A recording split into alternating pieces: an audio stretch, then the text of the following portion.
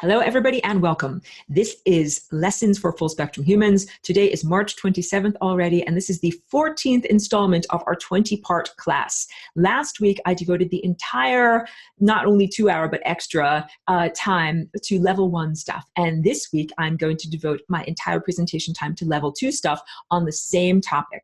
So leading up to last week, I did a couple of weeks beforehand where I talked about the essential knowledge necessary to do the flying rainbow lasagna. This is what this class is about. How to transform on a genetic level, how to transform, just grabbing my sculpture, your energy field from this ordinarily toroidal shape into this higher dimensional or hypertorus or flying rainbow lasagna shape. And I said it's like learning to play a new melody. And you needed to learn Merkaba for self-protection and also the weird jazz chord of, like how to do sun gazing. It's like, if you want to play a melody, you might need to learn a few things. So we got through all of that. And last week, I didn't do a demonstration of the dance, but I did a demonstration of some of the movements of it and some of the body postures. So yeah, as I was saying in my little intro, to play the piano. Like when you're playing the piano, you're definitely making muscle movements with your hands in order to press the keys, but that's not all that's going on. There's also a lot of thought structure. There's a lot of perception with your ears. There's feeling with your fingers too. So there's a lot more than just like if you were to take a picture of everything visible that is happening. You're like, Aurora's fingers are moving. Yes, that is what's visible. And also there's a lot going on with my perception, with my neurology, with my inner world in order to make that music happen. Same exact thing with lasagna. When I do the lasagna dance, yes, my hands are moving. Yes, my feet are moving. Yes, my body posture is moving and my head moves too sometimes. I didn't demonstrate that, but sometimes I whirl my head around. And that's definitely like an advanced movement for, that's Harlem Globetrotter stuff, so work up to that. That's the visible tip of the iceberg. And then there's a lot of stuff that's going on internally in terms of perception. So what I'm perceiving not only in the physical realm of 5 senses, but in the higher dimensional realm of non-physical reality, feeling my own body and connecting to other beings, to other life forms. So if you just saw me sitting in my chair doing my dance, you would say Aurora is clearly moving her muscles, even though I've said there's one person in this class at least who just does her dance, sitting in silence, with, like in meditation, but she just dances internally. So you can do that too. But I do an actual movement with my dance. And there's more going on than might just be visible with your physical eye. So there's, the whole, everything in the higher dimensional reality. Today, what I'm going to talk about is those patterns, where this is dancing, the way that this is dancing around. So I also talk about, these paintings that I do. These are like maps of time. And I talk about how before you do the 3rd level of the Merkaba, the thing that you can do that is like interdimensional travel, learn to read a map, like you learn to figure out where you are going. That has everything to do with flying rainbow lasagna at this advanced level. I need to drink a little bit of water. So again, I never mean to warn anybody off. It's not like don't do it. Do it, but do it safely, do it properly. These are like driving lessons, or this is flight school for preparing each person to do their flight with your body. This is your starship. This is your vehicle. We don't fly in a clank metal spaceship. We don't put on a space diaper. This is how we do this flying, and is a transportation through space, time, and consciousness. And your consciousness is part of what fuels this journey. So wait, okay, before I even get going, it seems that there's a question. Marco says, catching up a bit. So you have a question from an older lesson. When I have time for it. When lying down and doing the Merkaba, is the axis through points of tetrahedrons horizontal or vertical? Excellent question. So here's my little model of the star tetrahedron or Merkaba shape.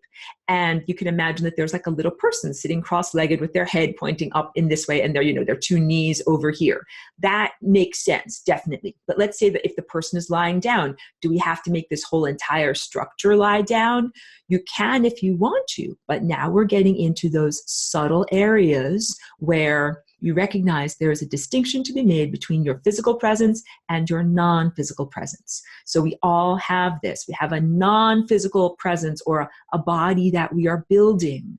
That is like the physical body is the architecture from which this subtle body emerges. It's why it's worthwhile to be here having a physical body. You come here, you get a physical body, and then with that body, you grow this subtle layer of body that is on top of it. The two are interrelated. So when you lie down, your physical body is lying down, but where you do the Merkaba, or this protective dance, you do that around your non-physical body.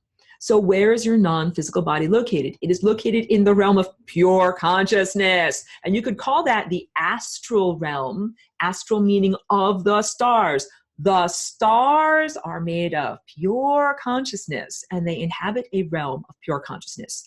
But not to make a distinction, many people, when they say the astral plane or the astral realm, they're using that language just to describe what I would say is the interstice, or this level of reality between realities, a meniscus, a membrane. And this is the membrane of death upon which these residues of consciousness, get stuck and kind of stay there as fatty blockages. So it's filled with poop. And those are like poop consciousnesses that you don't want to hang out with. So please don't please don't be mistaken. Please do make a distinction. If you are going to a realm of pure consciousness, you can go and meet with virtuosos like the stellar band. They're good. They're like the symphony. Or you can go and you can meet like toothless homeless people. Those are like the dead people stuck on the interstices here. They're like, give me $5, man, give me $5.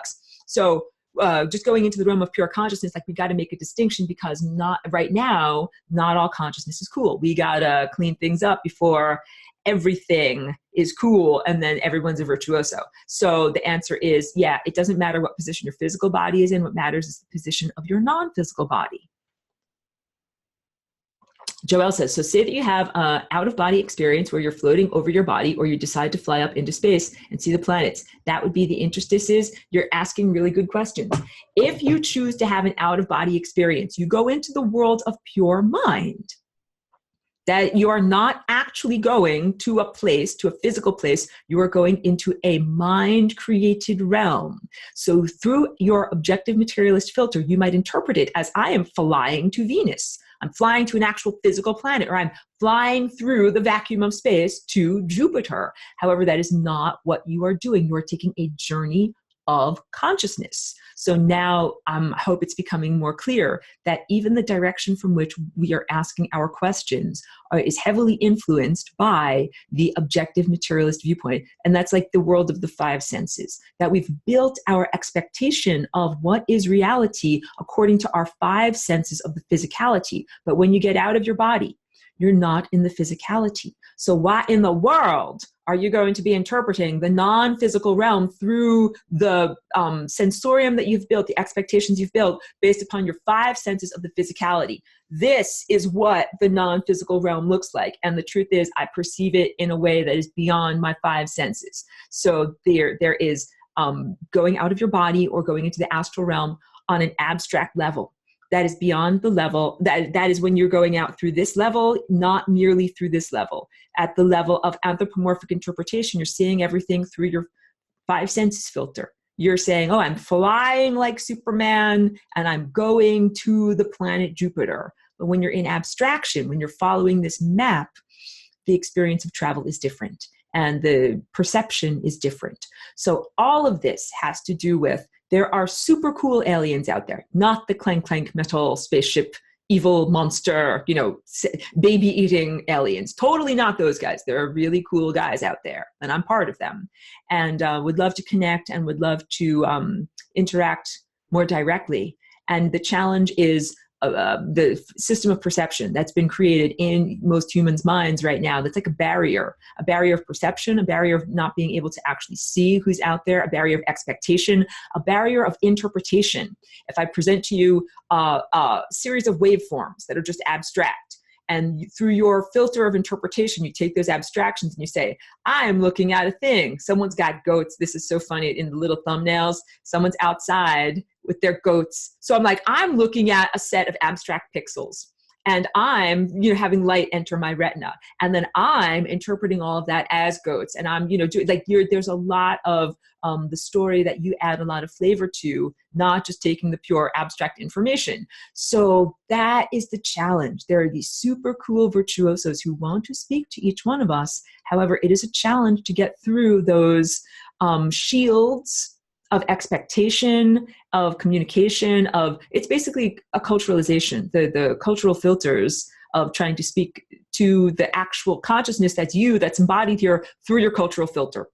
And you might feel this just in a regular human-to-human contact. If you're from one country and you're trying to speak to someone else who's from a completely different country, different language, different culture, and you're like, how do I get across this idea? How do I make a friend? How do I connect? Even if you try to learn their language, there's all these different things about how do you gesture? What is polite? What is the polite facial expression? All of these things that make it very difficult to actually have a real meaningful dialogue and meaningful conversation and connection.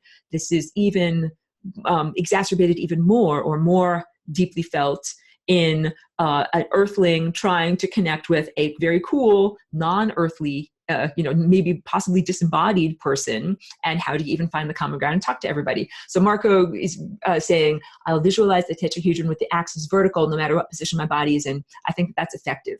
And, when I'm trying to think about how I do it, it's kind of like saying, like, how do I improvise when I jam? Yes, mostly it's not about what position my physical body is in. It is about what position my non-physical body is in.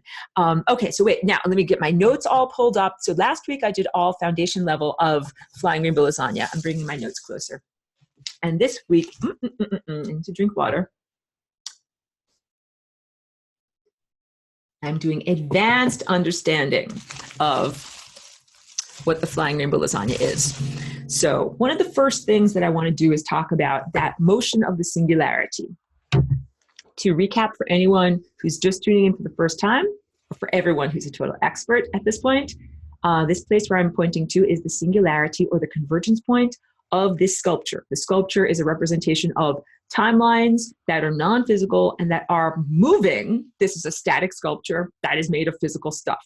And all of these timelines emerge from this central convergence point and return to this central convergence point. And there are vectors of force that flow in a figure eight like this, that also flow in a vortex pattern like this, that also, this entire shape can move end over end like this, and also can be at different axes like this. This shape is analogous to, well, you could think of this as the end result of dimpling a giant bubble. Like if we just had a big, giant, stretchy bubble, a beach ball or something like that. And if God took giant fingers and went, ooh, now I'm dimpling it in this side, I'm puckering it in this side, this way, this way, this way, and this way. So from these different directions, giant God fingers dimple this in. So it's kind of the same structure as a bubble, but just some of these vortices have been drawn inward. That's an important distinction to make, because if you have a bubble, you have a skin like a membrane, and you have the outside, the area outside of the membrane, and you have the inside of the membrane.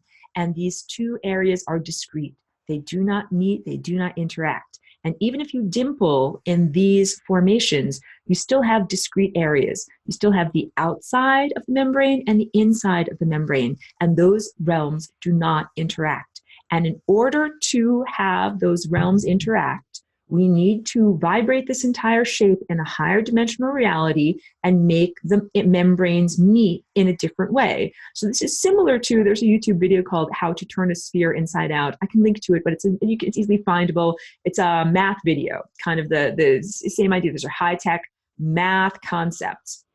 Let me draw. This is about science and time, because science, some of that cultural filter that we are breaking on through to the other side of the cultural filter. This has to do with the Big Bang. Wait, let me get my face bigger. The Big Bang is science's cosmology. We start off with the zeroth dimension, which is that singularity. This is the convergence point. It's the completely concentrated presence of everythingness, all possibilities, all probabilities, all matter, all energy, all thought, everything, it's all in there, like some kind of thing, like, like Italian sauce. Everything's in there. You threw it all in. Science talks about the Big Bang as being a spontaneous, self-generated expansion from that point of pure, concentrated consciousness, matter, energy, and possibility. And so if you could see these like expanding rings, science, this kind of like the rings of a tree, science describes this is the journey of time. I'll just find a different color here. So as these rings expand, time is moving. In the direction that I'm drawing this red arrow, time is moving forward. So this membrane over here where I'm making the red squiggle, that would be considered the present moment now. This is science map of time. And everything that's back here where I'm scribbling in red, that's all the past. But science does not even formally recognize anything existing where I'm scribbling in blue. That is kind of, it's like science is kind of like floating in a vacuum, floating in a nothingness space. So that is the barrier that I'm encouraging everyone to break on through in order to do the flying rainbow lasagna, that it is about understanding that this shape, which is the shape of you. Do I need to show one of my little, hold on a second. For anyone who's new, good, just get a super quick image because I'm so organized. And I'll show you this. This is you. Here, there you go, that's you. So that's a much more detailed and accurate depiction, even though it only shows half of a chakra, one donut shape, not the two donut shapes together. And these are all time, this is all the time field that is around you. So you are shaped like this, and you have a singularity inside of you. But again, the difficulty is that this is all presented as if you're in a contextless vacuum. And go back to the whiteboard. In order to do the flying rainbow lasagna, just like in order to play my piano, I have to do more than just move my hands on my fingers on the keyboard. What I need to do is understand that this singularity can move in a context. So if I'm drawing that sculpture, here it is in cross section. I do this all the time in this class. Like a cross section of that. Well, you know, this little thing up here and this little thing over here, right? And here's one over here and here's one over here. That is a very bad drawing. I'm sorry. Okay, it's not in anything. It's just floating in space. It's just a vacuum. There's nothing around it. And in order to have that singularity, let's get a color, this blue dot. In order to get that blue dot, what we need to do is make it like vibrate in and out. We got to put this in a context. We have to put the chakra system or your energy systems or you and your awareness and your consciousness in a context, in a box. I just put this time energy structure of possibilities and probabilities in a box. Before this, it was floating in a contextless vacuum. There was nothing around it. If you put this in a place where there's nothing around it, then it doesn't matter if you move it up here, move it down here, you move it down here. It's not moving relative to anything. The movement is completely meaningless. So in order for you to start to get this thing dancing, the first and most important thing that you have to do is do something with your perception. And that is to understand that you need to put it in a box. You need to put it in a place. And once you put it in a box, when I say that, what I mean, or put it in a house, you put it in a dimension. Give it someplace to live. And then the shape itself can move relative to its context. We can either make the shape jump up and down, up and down, up and down like this, or in and out, in and out, in and out like this, or at any direction that you want. Look, it could jump at like a 31-degree angle. It could jump, at this direction. It could jump at any direction you want it to. Don't limit yourself. Or we can have the shape stay in one place, and we can make the entire world jump up and down around it. Like you can keep the house in one spot, and you can jump up and down, do the jumping jacks in the house. Or you can just stand in one spot and someone else can shake the house around you. But either way, if you're doing either of those things, that is the necessary motion. Go back to my sculpture here, so that you can move this shape in a higher dimensional space. So one of the cognitive leaps that it is necessary to make is placing this shape in a context, not a contextless vacuum. And the other critical context, consciousness leap of understanding is about the singularity. That I've said this is the singularity, and I say this all the time. There's only one singularity. It must be single by definition, by its nature, by the very word that describes it. That means that there's not like, oh, I've got a singularity inside of me up my nose, and you've got a singularity inside of you, like in your toe, and my dog has a singularity inside of her ear. Like, they're not all three different singularities. It's all the same singularity. It is the same exact thing. So here I will demonstrate it with my stylish rainbow scarf. Here's a stylish rainbow scarf. So let's say this is the rainbow fabric of space, time, and consciousness, right? I'm like a magician. Like I pulled the scarf out. Doves are flying. And I'm going to dimple this. Here's God's finger dimpling the fabric of space, time, and consciousness. And it makes kind of like, a little vortex shape, right? So here's the pointy part of the vortex shape. And I'm going to dimple it again, coming from a different direction. Oh, look, here's another pointy vortex shape. They all meet. They all meet in the middle. This is the miracle of what's going on. That was the one that came out of my dog's ear. And now here's the one that is in your toe. That's just the singularity, the stretching. You've stretched the fabric of time, space, and consciousness to its infinite stretchy point. You can do that a million times. That's the one that's in your toe. And they all meet together and converge in that one place. It's all the same singularity. That's the magic, and the flowers are still standing. Thank you, thank you. The singularity is the same singularity. These are not different or distinct or discrete singularities. It's the same exact thing. I'm drinking water here. So that is important, because when you start to do this jumping or oscillation or vibration, we've got this singularity in here, and we start to get it moving, right? It's moving relative to the four walls of my studio right now. Look, I can tell it's moving. It's moving. It's also moving in time. What I'm doing is I'm taking the singularity that's inside of me, and I'm relating it to the singularity that is somewhere else that might not be inside of me. And so we're talking now about the meaninglessness of words. How do I define me? My epidermis, right? Like me, this is me, Aurora. I'm this and everything that's inside of this, but everything that's outside of this is something other than me, even though technically, we're all everything, which is why this gets a little bit confusing. But what you start to do is you take the singularity that is inside of you, and you can envision it as converging at your heart, like that picture that I showed you, or you can envision it as converging in your forehead, or converging whatever in your earlobe, wherever you would like. We will not get graphic about this. It is inside of you. And then this is singularity too, but it's just in a different position. This is what happens when it has jumped somewhere else. The somewhere else, this is what the advanced level is all about now, can be a lot of different things. So now let's talk about what this somewhere else that you're jumping and connecting with can be.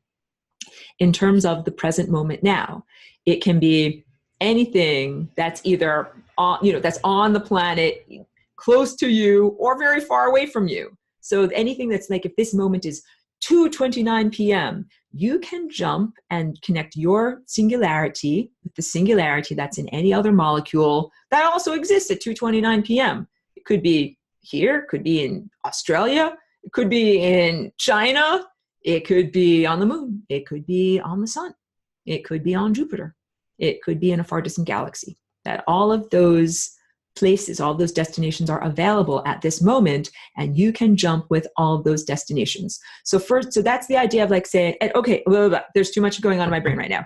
Why do we want to do this? What is the whole thing that is happening when we do this? In order to talk about this, I now need to tell you about tardigrades. Hold on a second. Let me get pictures. Tardigrades are tiny, they're not one-celled animals. They are tiny, like microscopic animals. Let's just move this down. I don't know what I just did. This over here. Here, move this aside. It ain't working for me. Come on. Nope.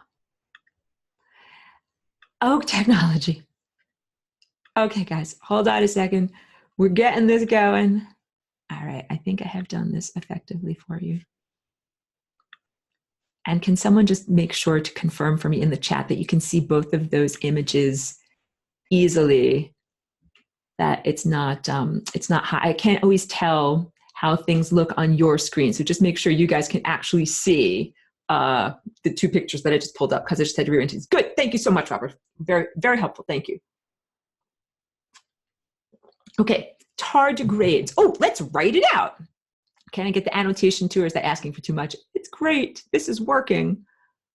Okay. So here, let's put this here, and let's get a color you can see. No? Make a thing. There you go. And I've even, no. Almost. Oh, technology. Come on. Make it right. Yes. It ain't easy. It ain't easy. All right. Tardigrade. Tiny, multicellular, but microscopic organism. This is it's also known as the woolly bear, and they got a pretty cute face. This is a very unusual organism. It's one of the few organisms that can actually survive and even thrive in space. Like they don't need a stinking spaceship or a spacesuit or anything like that. And we'll go even further. If you can read, I don't know, this is a little bit small maybe for your screen, but this where I'm gesturing and scribbling over here, tardigrades have a unique quality. They have the capacity to become almost completely desiccated or dried out of water. And when they are dry, so this is the hydrated form, just add water, but this is the completely desiccated form. And when you take all of the water away from the tardigrade, it doesn't die. It goes into like a deep stasis where it's, like held alive, but it's not dead. It's only mostly dead. I'm joking, from Princess Bride. Its DNA does funny things. Let's get a color that you can really see effectively. So let's say, okay, you can see this, okay. So let's say this is tardigrade DNA. It gets all dried out. Remember, we got the major and the minor group. I'm drawing this effectively for you. It gets all dried out. And then what happens is it breaks into pieces. Like it gets so dry and brittle that it breaks into pieces. And so I'm kind of like drawing those gray lines to show that it's broken up into pieces. And then it can exist like that for a very long time. And then when the animal gets rehydrated, just add water, instant tardigrade, the DNA sews itself back together, but not always in the same format. And sometimes what it will do is it will take, let's say, this blue organism over here. This is organism, sorry, pardon my language. This is DNA from a different organism. That sometimes what the tardigrade will do when it is rehydrating is take a little snippet or a little sample out of another organism that might inspire it in some way. Like I'm playing this music over here. That's pretty good, but what I really need is that will make it even better. And so the tardigrades, they're like the Beastie Boys, where they will make music and then they'll take a little snippet from Jimi Hendrix or a little snippet from Mozart and work it into their own music. So imagine now that we have taken this area over here and we've put that blue little bridge inside of it and then rehydrate the tardigrade. They come back online and they've got this new inspiration, a new little bit of melody, a new beat, a new structure from another organism. This is called lateral gene transfer, or I've also heard it described as horizontal gene transfer. Let's get to this. So write it out for you. Oops. It ain't easy. Lateral gene transfer. So we are familiar with the types of gene transfer that happen through various generations. Like if I make a change in mommy and daddy get together and have a baby, and that change gets passed down to the future generation of the baby and its offspring. That is not lateral gene transfer. Lateral gene transfer happens within the lifespan of the same organism. So in this case, the tardigrade got dehydrated, broke its DNA apart, added in a new snippet of music from another organism, and then rehydrated itself. It got lateral gene transfer. So this is the idea that you can change your DNA, or that one can change an organism can change its DNA, not merely by having a mutation and then having an offspring, but within its own lifespan. That's a crucial takeaway from this presentation here today. So lateral gene transfer is a sharing of inspiration on the genetic level. And this is one of the things that we can do, and just get a little color that you can see, when you are doing the flying rainbow lasagna. And I'll also talk about retroviruses. And I'll talk about retroviruses first. So in order to be a mammal and have live birth, you have to have this particular gene that allows the fertilized, little new conceived life to attach to the inner lining of the uterus. There's a particular gene for the body of how to do that. It's like a type of music. that before organisms like mammals had that music, they didn't know how to have live birth. And in order to have successful live birth, it was necessary to get that melody. So rabbits got this melody from a particular retrovirus, and primates got this melody from a different retrovirus. And what does retrovirus mean? It means that it's a little virus that goes into the DNA nucleus, the nucleus in your DNA. That's the outer cell membrane. That's the inner cell membrane. I get a different color. And here where I'm scribbling in blue is your DNA. So in order to put something new into your DNA, what did I talk about? A virus that says, here, I'm a virus, I'm red. Virus says, knock, knock, knock, I'm a friend. Let me in, I'm wearing a mask. And your cell wall is like, sure, come on in. You come in, and then you get to the nuclear membrane and say, hi, I'm wearing a mask, let me in. It says, yeah, sure, come on in. And then if it's a deadly virus, then it kills you. But if it's a non-deadly retrovirus, what it does is it says, I'm going to put some of my DNA into your DNA. I'm going to do something similar to what the tardigrades do over here, but this is happening on a subcellular level, and not necessarily with the acceptance and intention of the overarching organism. But in some ways, this can be beneficial because this allowed, like, for example, rabbits, and this has been investigated by science, that's why I'm sharing it on this level of detail, that rabbits, before they got this DNA transfer, did not have the capacity to give live birth. So this is, where do these snippets of genetic potential come from? Right, now we go to, let me draw you. So now let's talk about an advanced use of the flying rainbow lasagna. Let's say this guy is you over here in the time and place that you live. And you will be just like the tardigrades. You have your green DNA. Here's your green DNA doing its little dance. And maybe you might have a disease, a congenital birth defect, or something that you need to be healed. And here's this other guy over here. This other guy over here perhaps lives in China, or perhaps whatever, lives on another planet. And here's this blue guy's blue DNA. What you can do with flying rainbow lasagna is you can connect, let's use purple as the color of the singularity. Here's the singularity that is within you. Here's the singularity within this other guy that's got, you can't even see that color there, because that's got the vital melody sample that you need. And what you start doing is you start jumping that singularity back and forth between the two of you. And when you do that, you create, first of all, that flying rainbow lasagna. You could call it genetic portal, right? I'm just making a very rough lasagna shape, but you're getting it. The lasagna shape, a bridge dancing between you. All this is done with no technology. All this is done with your heart and your connection to the divine, and through sun gazing and through self-cultivation.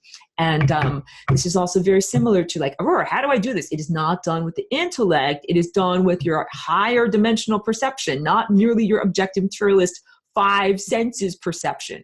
And what you can do by doing this is, just like the little tardigrade, you can grab a snippet of blue DNA and, let's say, put it right over here, put it right over here. We're now going to have you have a little bit of a dance of this guy that can live very far away. And you got inspired by his DNA dance. So again, it can be something like, maybe you have an infectious disease.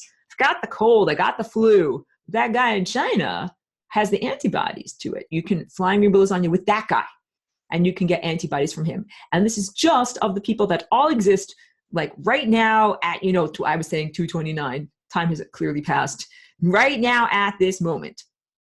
You can also, though, because again, flying rainbow lasagna is about space, time, and consciousness. Let's say that no one who's alive at this moment has the antibody that you require, or the little genetic snippet that you need for your melody. You can flying rainbow lasagna with any time. So this guy over here, let's put him in like a box. And let's say he doesn't live right now. Maybe he lives in the far distant past. Maybe he's an ancient druid from Stonehenge. Or maybe he is a Neolithic, caveman. Maybe he is a Neanderthal. Maybe he is a tiny gopher-like mammal before humans even developed on our planet. Maybe he's a giant centipede. Maybe he's a giant mushroom. He's an organism from the past. You can flying rainbow lasagna with that organism from the past in order to get the snippets that you need, or from the future. Maybe this guy over here in the box actually lives millions or billions of years in the future. Maybe that guy actually is a descendant of you. Maybe he's a person on a sophisticated non-terrestrial planet. Maybe our planet changes and transforms. It doesn't matter. He's got the answer that you are looking for. You can flying rainbow lasagna with that guy and get the answer. And I've kind of shown it on the screen in the past. It's kind of like taking scoops. If I say that the center of my screen is like a membrane and we have thing 1 on this side and thing 2 on this side, when I flying rainbow lasagna, I'm oscillating that singularity back and forth. And that means I'm taking a scoop from here and then I dump it out over here. And then I take a scoop from here and I dump it out over here, and I'm egg beaters of reality. I'm mixing the yolk and the whites, mixing it up, everyone. That's my lamp sometimes is flashing. It's giving me confirmation from the technosphere. So mixing up with the egg beaters of reality, these various different potentials. Every time you do this, you add more potentials or variables to reality. It's like you could only make so many songs in your present format with the notes that you have available to you. You're limited, but you become less limited when all of a sudden you can flying rainbow lasagna with all of these other new dance partners that have other melodies and new information. You have just upped the level of variables. You have just exponentially expanded the level of variables. Now let's talk about flying rainbow lasagnaing with different versions of yourself. So that was, oh yeah, Brandon, excellent. I'm squinting for the chat. Brandon says, I'm hearing a quantum leap / shape-shifting of DNA. That is exactly what we are talking about here. So, in this class, I draw all the time. Let's get a color you can see. The time vortex, which is this little shorthand. We've got the lower base, which counts as birth. These are I'm canted at an angle. These are the membranes of death that flow. This is the central core timeline that reaches through that wormhole of possibility and reaches to infinity, goes back to the singularity, and it goes back to that big central convergence point. And, these areas here as being, like way stations. Don't get waylaid. Don't go in the gutter. That's when your bowling ball goes in the gutter. Pardon me. And let's just find some different color here you can see. Here's different timelines. And each of these different parallel timelines, we also understand, for anyone who's new, those timelines are a simplification, that these actually wrap around in spirals like this, but it's harder for you to see if I draw them accurately. So in these little diagrams, I draw them very informally like lollipop sticks going up like this. And this drawing is terrible. I draw this terrible little sketch so that we can say, you can flying rainbow lasagna with different versions of yourself. So let's say, just getting a different color, you are this little version of yourself at this white dot over here. In this area of the time field, it's a map. And the map is you want to get onto this road, the central road, want to get on the highway to infinity, not get stuck in the dead ends of this area over here that is the membrane of death. So let's say you're on that little white dot and you have some kind of a problem. There's actually a version of you on this timeline over here that has the solution to that problem. It lives in a parallel reality. In order to access that information, what you can do is combine the singularity that is within you with the singularity that is within that version of you on a parallel reality. And you can take scoops of inspiration and musical melody from that version of you that has already solved these problems. Or you could imagine it as taking scoops from a future version of yourself on the same timeline. Either one of those. This is a exercise of perception. Just like when I showed you that optical illusion, the lines and the pixels aren't moving. What's moving is you, your perception, your interpretation of what you're seeing. So in this, what you are doing is you are transforming your perception to say, I am going to combine my singularity with the singularity of a different version of me that has already healed or transcended or achieved what I need to achieve in order to get to higher, greater levels of perfection. So wait, I need to drink a little bit of water. I'll just stop share. Hold on. Collecting my thoughts, drinking water, getting more water. Thank you for understanding. I'm running a marathon. We're doing good. Actually doing really good on my time.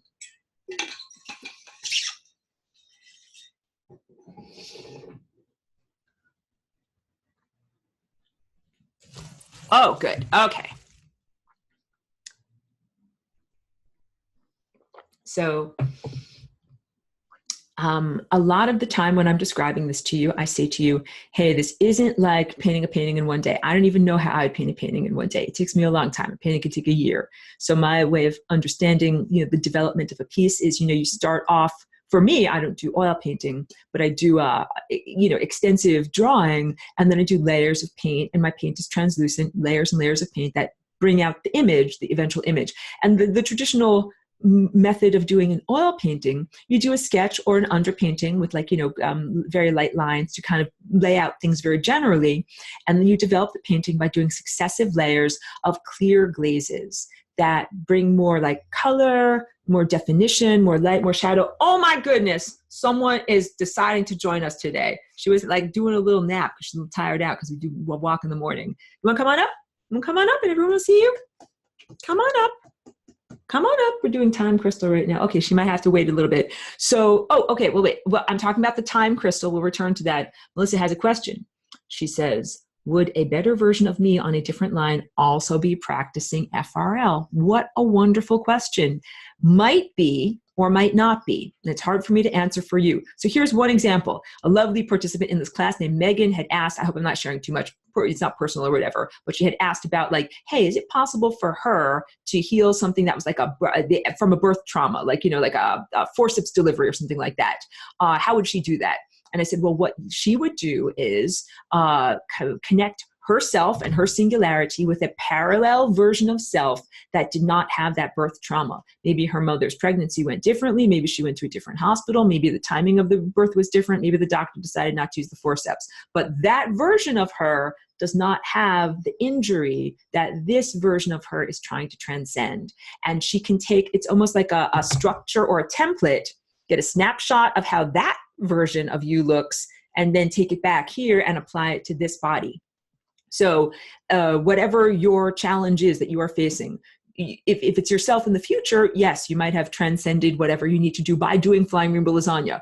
Or it might be that your life path simply went differently. Like in this particular example, her birth went differently, not because she was doing anything different, but because every single possibility exists. So let's say if you had a car accident, there's one timeline where you have that car accident and 10 million different timelines where you didn't have it because you stayed in bed that day, turned left instead of right, had a different experience. You can flying rainbow lasagna with a version of yourself that never had the car accident, that never had the whatever, that never had the rape, that never had the trauma, that never had the thing that you are trying to heal, and take a snapshot of what that you would look like in terms of your consciousness, your emotional landscape, your physical structure, your energetic structure, and that's your melody that you're looking for. Hey, what would my life be like if I hadn't been beaten by a child? I don't know. Let me hop into a parallel reality and get that nourishment and bring it into this nourishment. I'm using a horrible example. I hope that did not appear insensitive. Yes, it is possible to get the inspiration, healing, or when I say transcend or supersede, it's like any one of us might have a limitation or something that happened to your body that limits you, or happened to your consciousness that limits you. And this is finding the version of yourself that has transcended it. And guess what? If you don't have that anywhere in your own time record, in your own map, like I've scanned the documents and I don't have that nutrient, I don't have that in there, you can get it from someone else. And if no one else in your time and place exists that has that inspiration, that's not your limitation. Maybe you can get it from someone in ancient Egypt. Maybe you can get it from someone in the far distant future. The thing that you need exists. Let's talk about getting a vital nutrient. Like, let's say, oh, I need to, do this body process, this metabolic body process. But in order to do it, I need like whatever. Let's name a weird mineral like selenium or something like that. But I don't have not a lot of money. Like, I just got to buy salad and carrots at the store. Where the heck am I going to get selenium from? This is what I say, like, you don't need $1 million to do the flying rainbow lasagna or be a special privileged person or drink elixirs or monoatomic gold or anything like that. Anything you need, you can get from the environment around you. So let's go back to the whiteboard. Go back to the whiteboard. So let's say this is you. Get a color. Let's say this is you. and you're like, I need a particular mineral or a particular nutrient or something, you know, like if a baby is developing in the womb and it's like, I need 3 microscopic, you know, pieces of a mineral in order to build my vital organs. And so you're like, okay, I need like, you know, like 3, I need to put something in my little red box over here. I don't have it, but what I need exists all the way over here. So whatever you need, you can get by flying rainbow lasagna-ing. You're like, I have a singularity inside of me, and Fort Knox has a singularity inside of you. Like, let's say you need gold.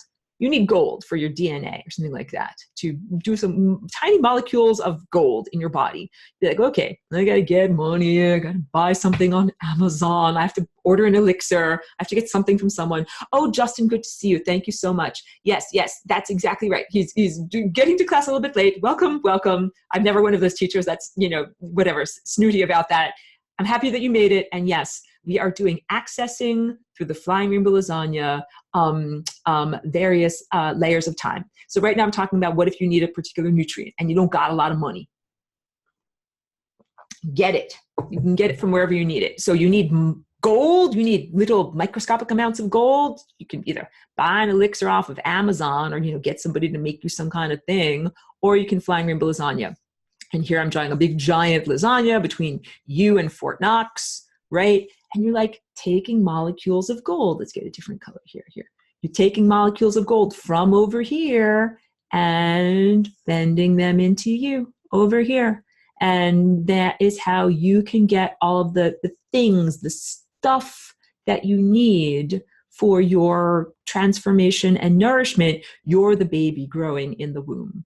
And yes, maybe your mom doesn't have a very good diet and she's only eating potato chips and you don't have everything you need to build your body.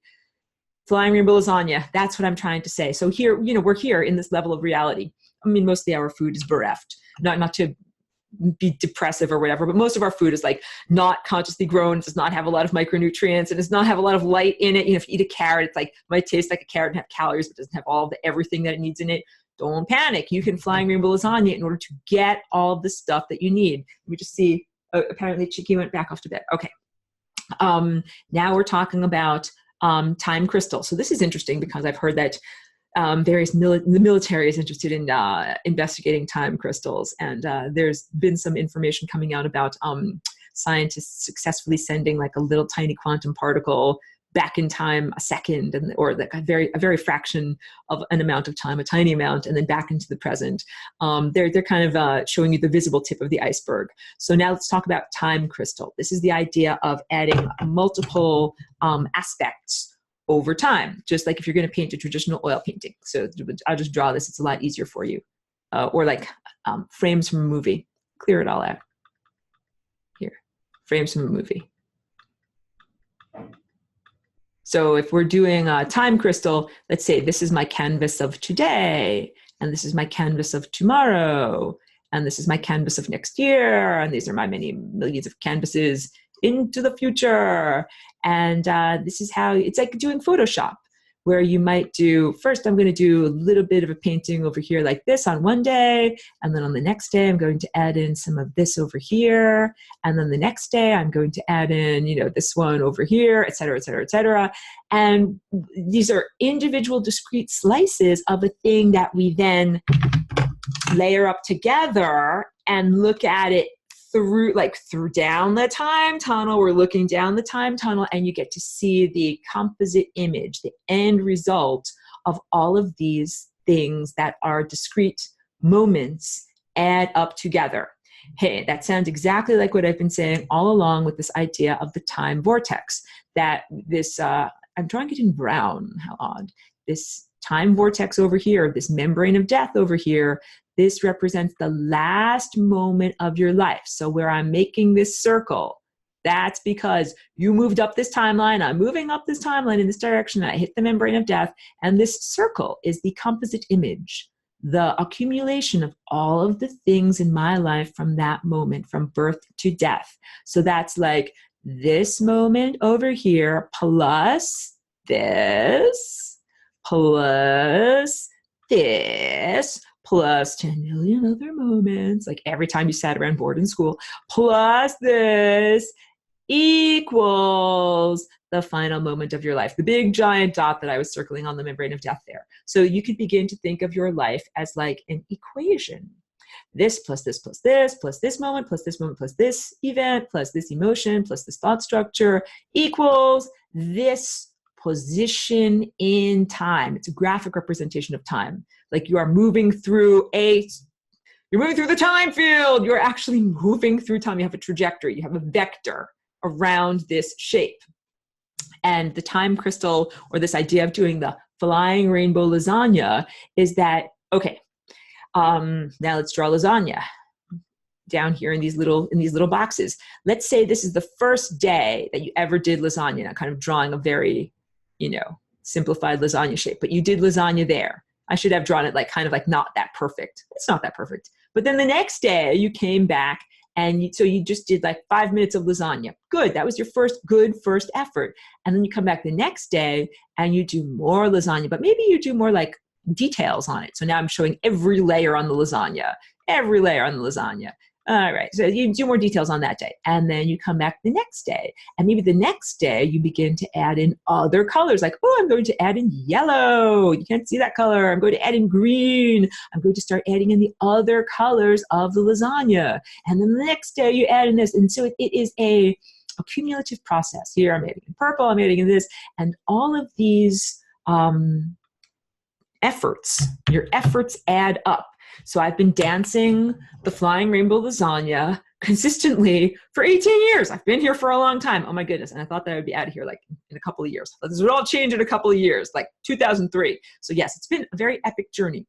And every time I do the dance, that's like adding one layer to the painting. I danced, in 2011, this layer. And then I danced in 2017, this layer. And then I danced in 2019, this layer. And they all add up together because it's a time sculpture. Reality is a time sculpture. So what we are doing when we do this dance, every time you do it, you're refining the narrative, you're refining the structure. It has to do with dancing with events, dancing with things that are happening. So I don't know if I made that clear enough also. When I do the flying rainbow lasagna, I'm aware that I'm dancing with other organisms. Like I said, I know I'm dancing with the microbes in my tummy. I'm dancing with the microbes on my skin. I'm also dancing with, the birds that are in the sky and the trees that are outside of my window and the worms that are in the ground. Like the entire structure, not just where I am, but on the planet. I'm dancing with all of those things. So that is a lateral gene transfer between myself and all of those organisms. I get part butterfly inside of me, and that butterfly gets part aurora. And when we all start to do this with one another, and remember, this must be done on a bridge of love. That does not mean that I'm like, I'm making a mad face. I'm like, I'm going to find a butterfly, and I'm going to like make it do what I want to do. Like, I'm going to lasagna into that butterfly, and I'm going to make it do my bidding. It is not like that at all. So if you are flying rainbow lasagna-ing and dancing with other people, this has to be consensual. This has to be done respectfully on a bridge of love. This has to be done like not with training wheels, not with artificial amplification of your mind, but instead with the actual, because actual love. I'm sorry, I'm jumping there. You have to use actual love because that is your connection to the musical score that tells you, I know what to think. I know what I'm supposed to play. I know the music I'm supposed to play. So when I do Flying Rainbow Lasagna, I am bringing that level of musicianship into my interactions with the rest of these musicians. I send out my notes to them, my scoops to them, and then I take scoops from them and bring them into me. So we are, in the end, it ends up being like, there's no inside and there's no outside because these two things are blended so much. So if you wanted to Flying Rainbow Lasagna with the butterfly, at a certain point, like you would be part butterfly, it would be part you, and there would be not really a distinction between these two levels of organism. Now imagine if we bring that to humanity. And this, I will tell you this also, when I do the Flying Rainbow Lasagna, it is easy for me to connect and lasagna with and through trees, with and through birds, insects, even my dog, even domesticated animals. It is much harder for me to Flying Rainbow Lasagna with humanity, with humans, with other people, because there's this ego barrier. And the ego barrier is the sense of definition of self. How does one define oneself? My name is this. I live at this street. This is, my tribe. This is my country. This is who I am. This is how I define myself. And there's something about humanity that is like more difficult. I don't want to say like wrong or bad or anything like that, but it's more difficult for me to connect with humans because there's all these aspects of skepticism and mistrust, as opposed to the capacity to effectively connect on this level that is a level of pure love. So in order to do real flying rainbow lasagna and reach this, get the band together with the humans, we have to be very strong in our individuality, because if you start to meld with the butterfly, you think like, I'm just going to jump off and eat nothing but pure nectar. And like, no, like you need to eat a hamburger. You're not a butterfly. That's butterfly food. You need to eat you food. So if you're like, oh, I am going to flying rainbow lasagna with someone else, with another person, and I'm going to think I am that person, like you ain't that person. You ain't that person. Like if you're a musician, if you're the Beastie Boys, and you are going to make a hip hop song with a sample from Mozart, you ain't Mozart. You took some snippets from Mozart and put it into your song, but you ain't Mozart. So each one of us has to do the ego work of saying, who am I? What are the things that define me? Who is the real me? And then those qualities I know are my qualities. And then that's my song.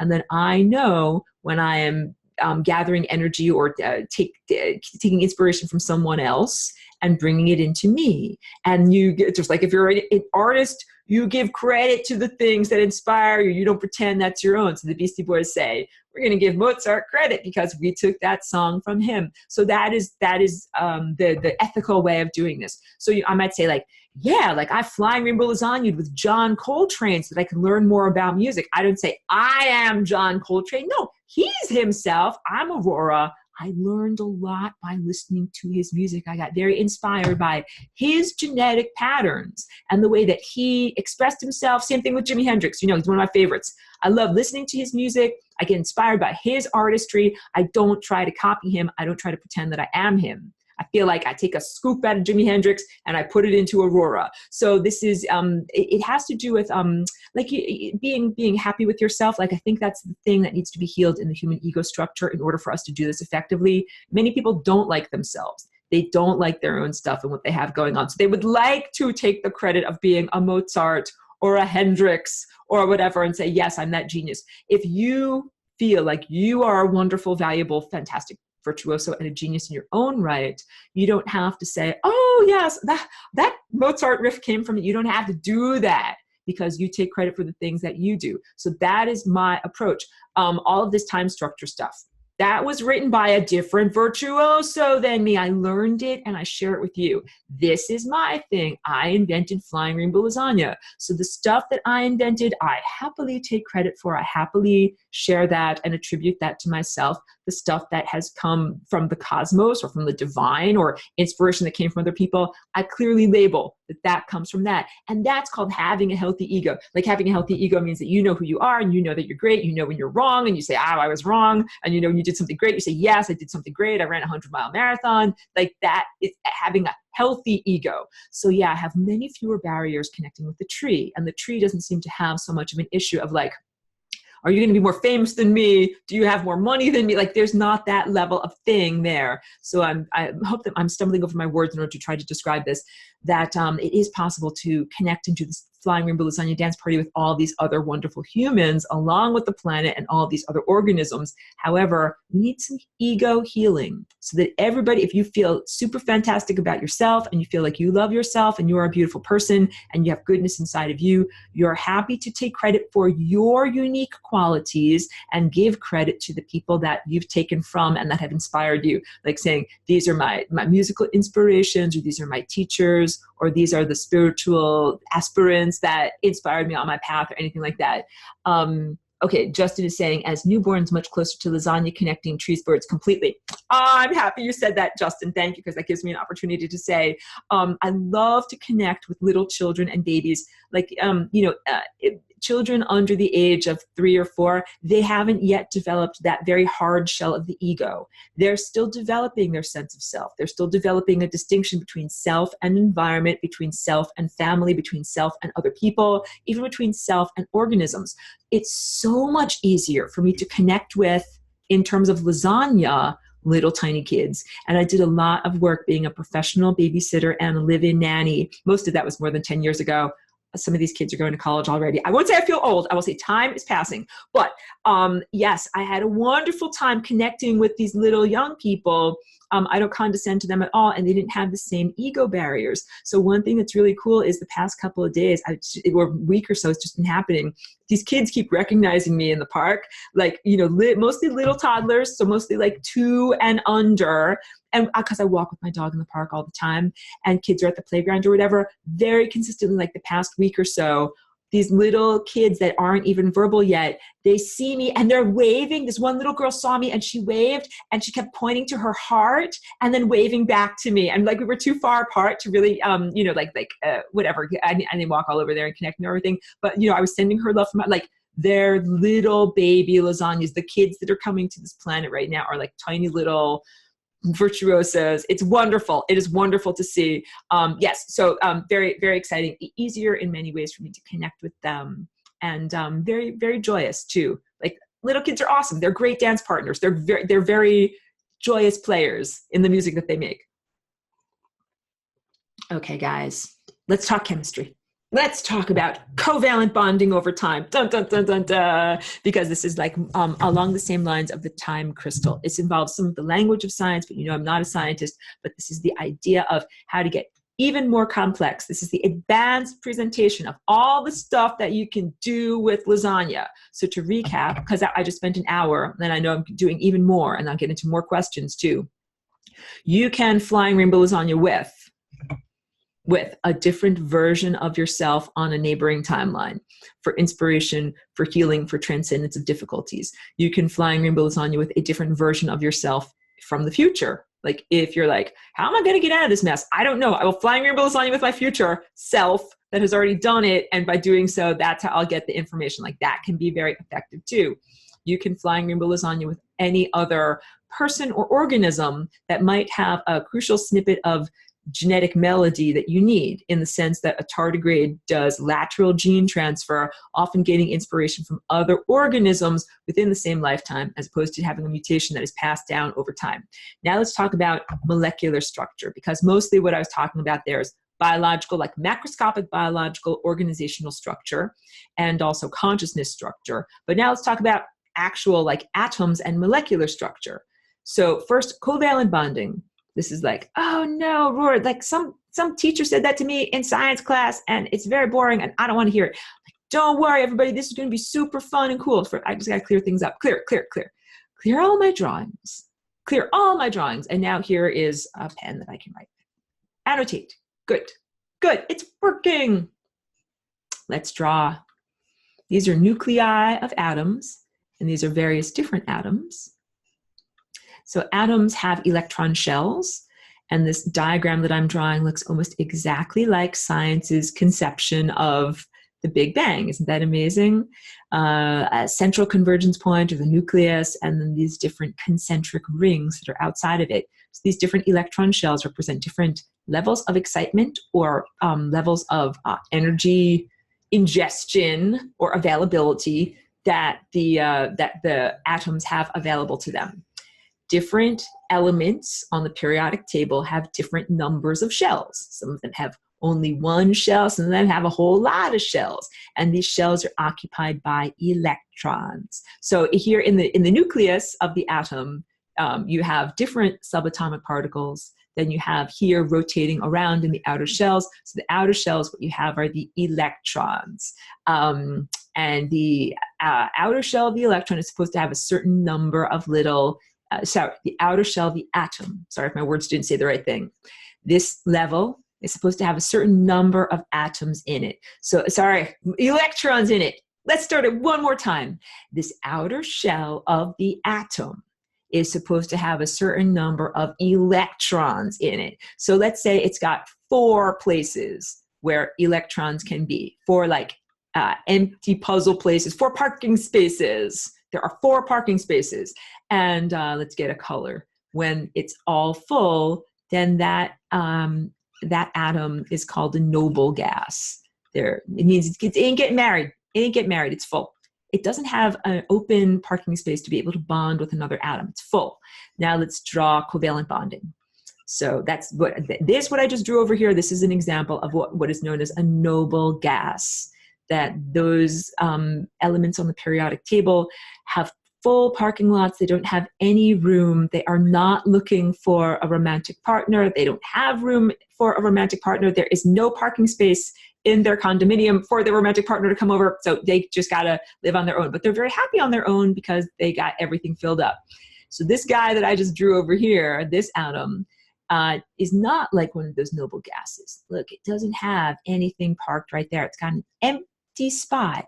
And let's draw this one over here. Its fateful partner that is like this, that similarly has 4 parking spaces. This is laborious to draw. Thank you for bearing with me. We'll do it like this.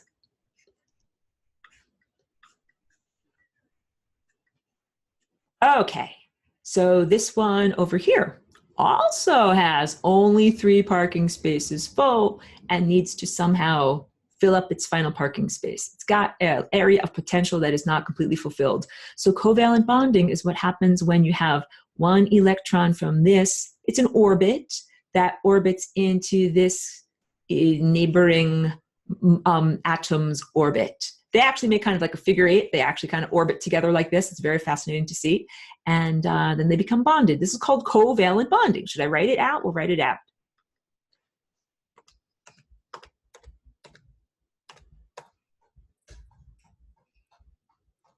Boom. We just did science. Okay, covalent bonding. What I'm talking about is covalent bonding over time. So what I just showed you, that's like chemistry. This is how chemistry happens. This is what all of our modern industrialized processes have to do with, everything from like battery power to the creation of plastics to the creation of chemical substances in our food and industrial manufacturing processes. Like that's what this is all about. Chemistry basically means figuring out which of these different atoms can stick together like Velcro because one of them has an open parking space for an electron to get inside of it. And of course, covalent bonding, according to the present level of reality, let me just drink a bit of water here, can only happen if you have someone else available in that moment and in the neighborhood. So this is the conventional objective materialist viewpoint here. These 2 atoms can only bond together to form a molecule if they're both in the same time in the same place. Like they both have to be in my cup in order to bond together. One of them can't be in my cup and the other one in my bathtub. That will not work. They have to be together. So imagine, a chemist, a traditional mad scientist in the lab. Hold on. Mad scientist in the lab pours one thing into the beaker, pours another thing into the beaker, and then mixes them both together. That's what you have to do. You don't have one beaker over here, one beaker. Mix your stuff together. That's it. It has to be in the same time and the same place. However, what I'm proposing is the idea of utilizing the flying rainbow lasagna so that molecules can bond with, or atoms can bond and form molecules where the electrons are far distant in space or in time. So now I'll draw it for you. Let's say this is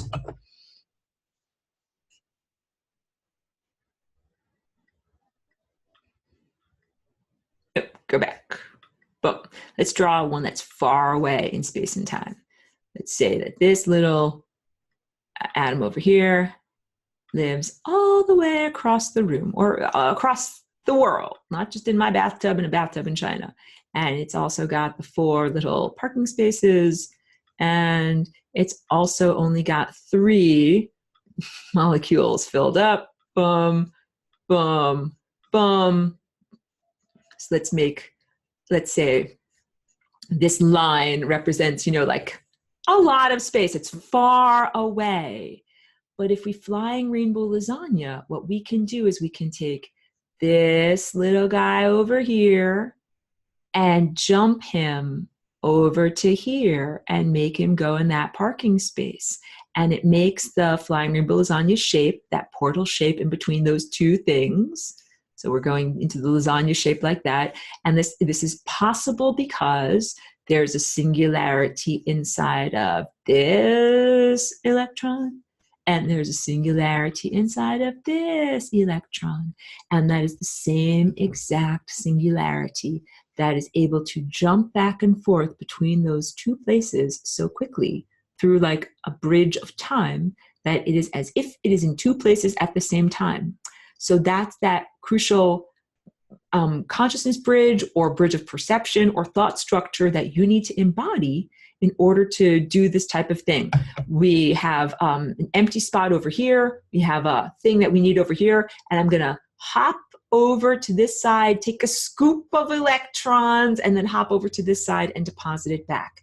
And what that means is we've created a bond, a molecular bond, but it's over, that one is over far distant. So that one is, I am bonding something in the United States to something in China. That's what that pink line was. So I just made a molecule that is giant.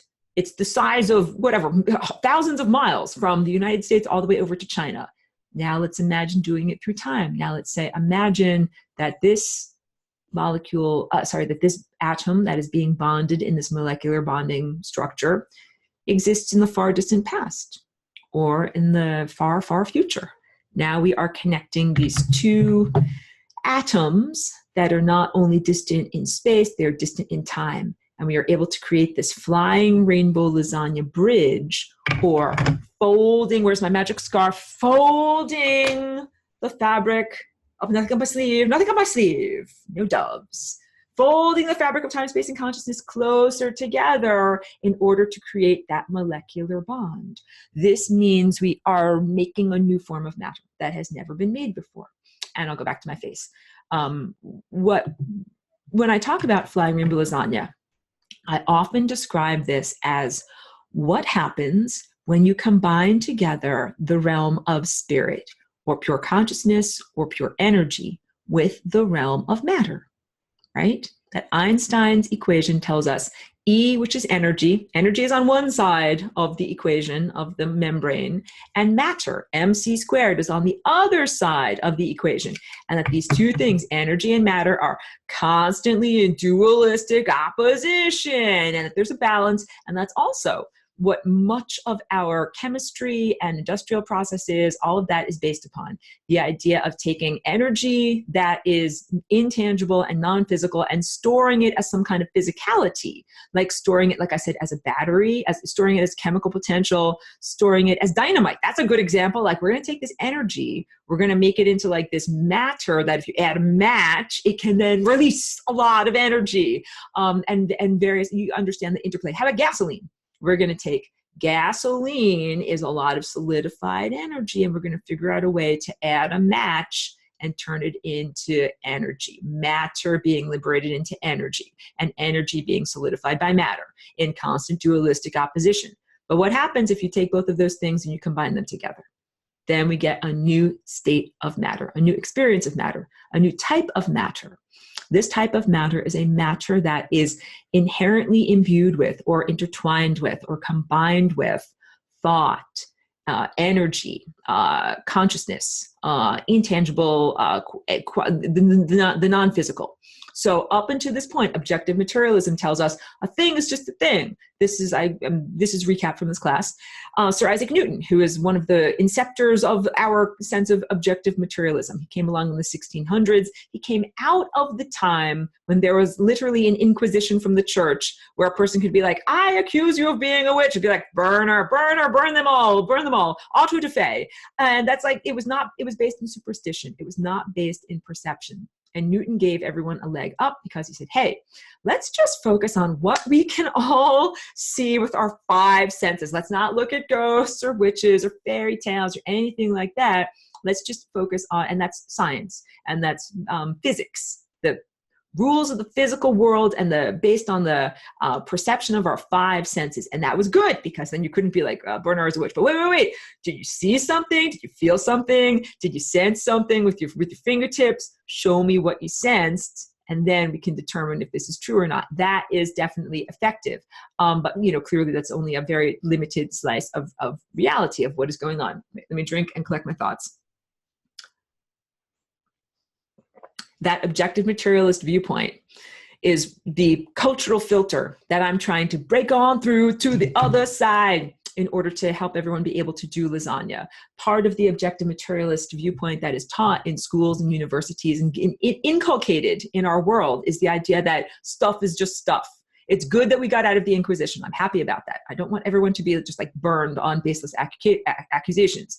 However, it's morphed or distorted into this point where people only recognize and believe in what is perceived with the five senses. And this is a huge issue in terms of UFO communities. They're all like looking for, I know I made crazy eyes. I'm like looking in the sky, looking for some kind of, metallic clank thing, because everyone is so indoctrinated into objective materialism that they will only believe in the existence of non-terrestrial life if they find a clank metal saucer flying into the Capitol building with a giant metal robot that comes out and says, "Take me to your leader."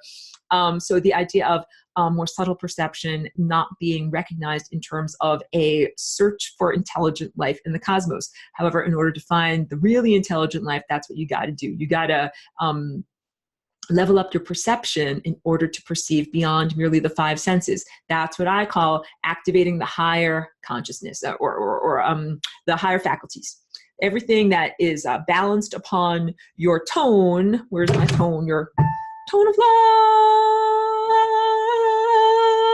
I'm meditating. I'm making a tone of love. Love. I'm meditating. And as I do that tone of love and inner silence, I'm cultivating and making that foundation that's necessary for this wonderful gyro-stabilized perception mechanism, not a transhumanist, to be able to effectively perceive time, to see abstraction. That's what I paint. That's what's on my shirt. That's what's on all of my paintings here. So we got to get out of merely objective materialism and recognize and value again higher dimensional perception. It is not something that is fantastical or made up or worthless or loosey-goosey. The truth is, I paint all these things. I see them with my inner vision. I cannot take the credit for inventing this language. However, it is a real language that others can perceive too. And I invite everyone to cultivate their inner faculties. And when you do that, you will perceive this language and you will see the things that I do. And you'll be like, but you'll see it through your own filter and you'll understand it through your own filter, but you'll recognize it. You'll be like, that's exactly what Aurora was painting. Yes, that is exactly what I was painting, because it's a thing.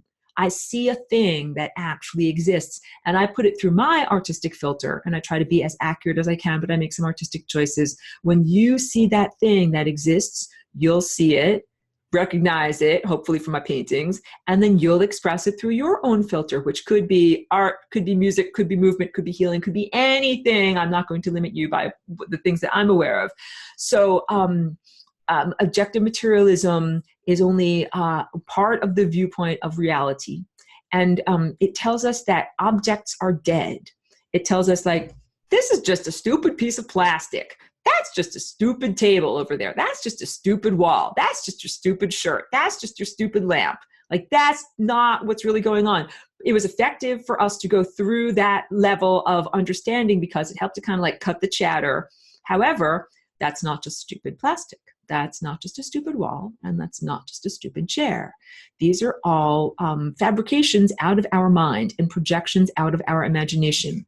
Now, notice I didn't say that your imagination is worthless. Your imagination is worth everything. Your higher faculties, your imagination is part of that.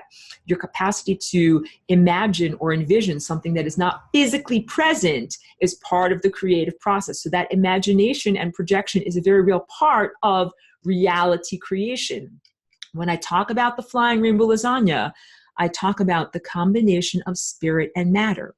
So what we're talking about in this particular presentation, you take this shape, what you presently are, place it in a higher dimensional context, begin to move it very fast or vibrate it relative to that context. And what you're doing is combining together energy and matter. Here, we'll do it this way. Energy and matter, energy and matter.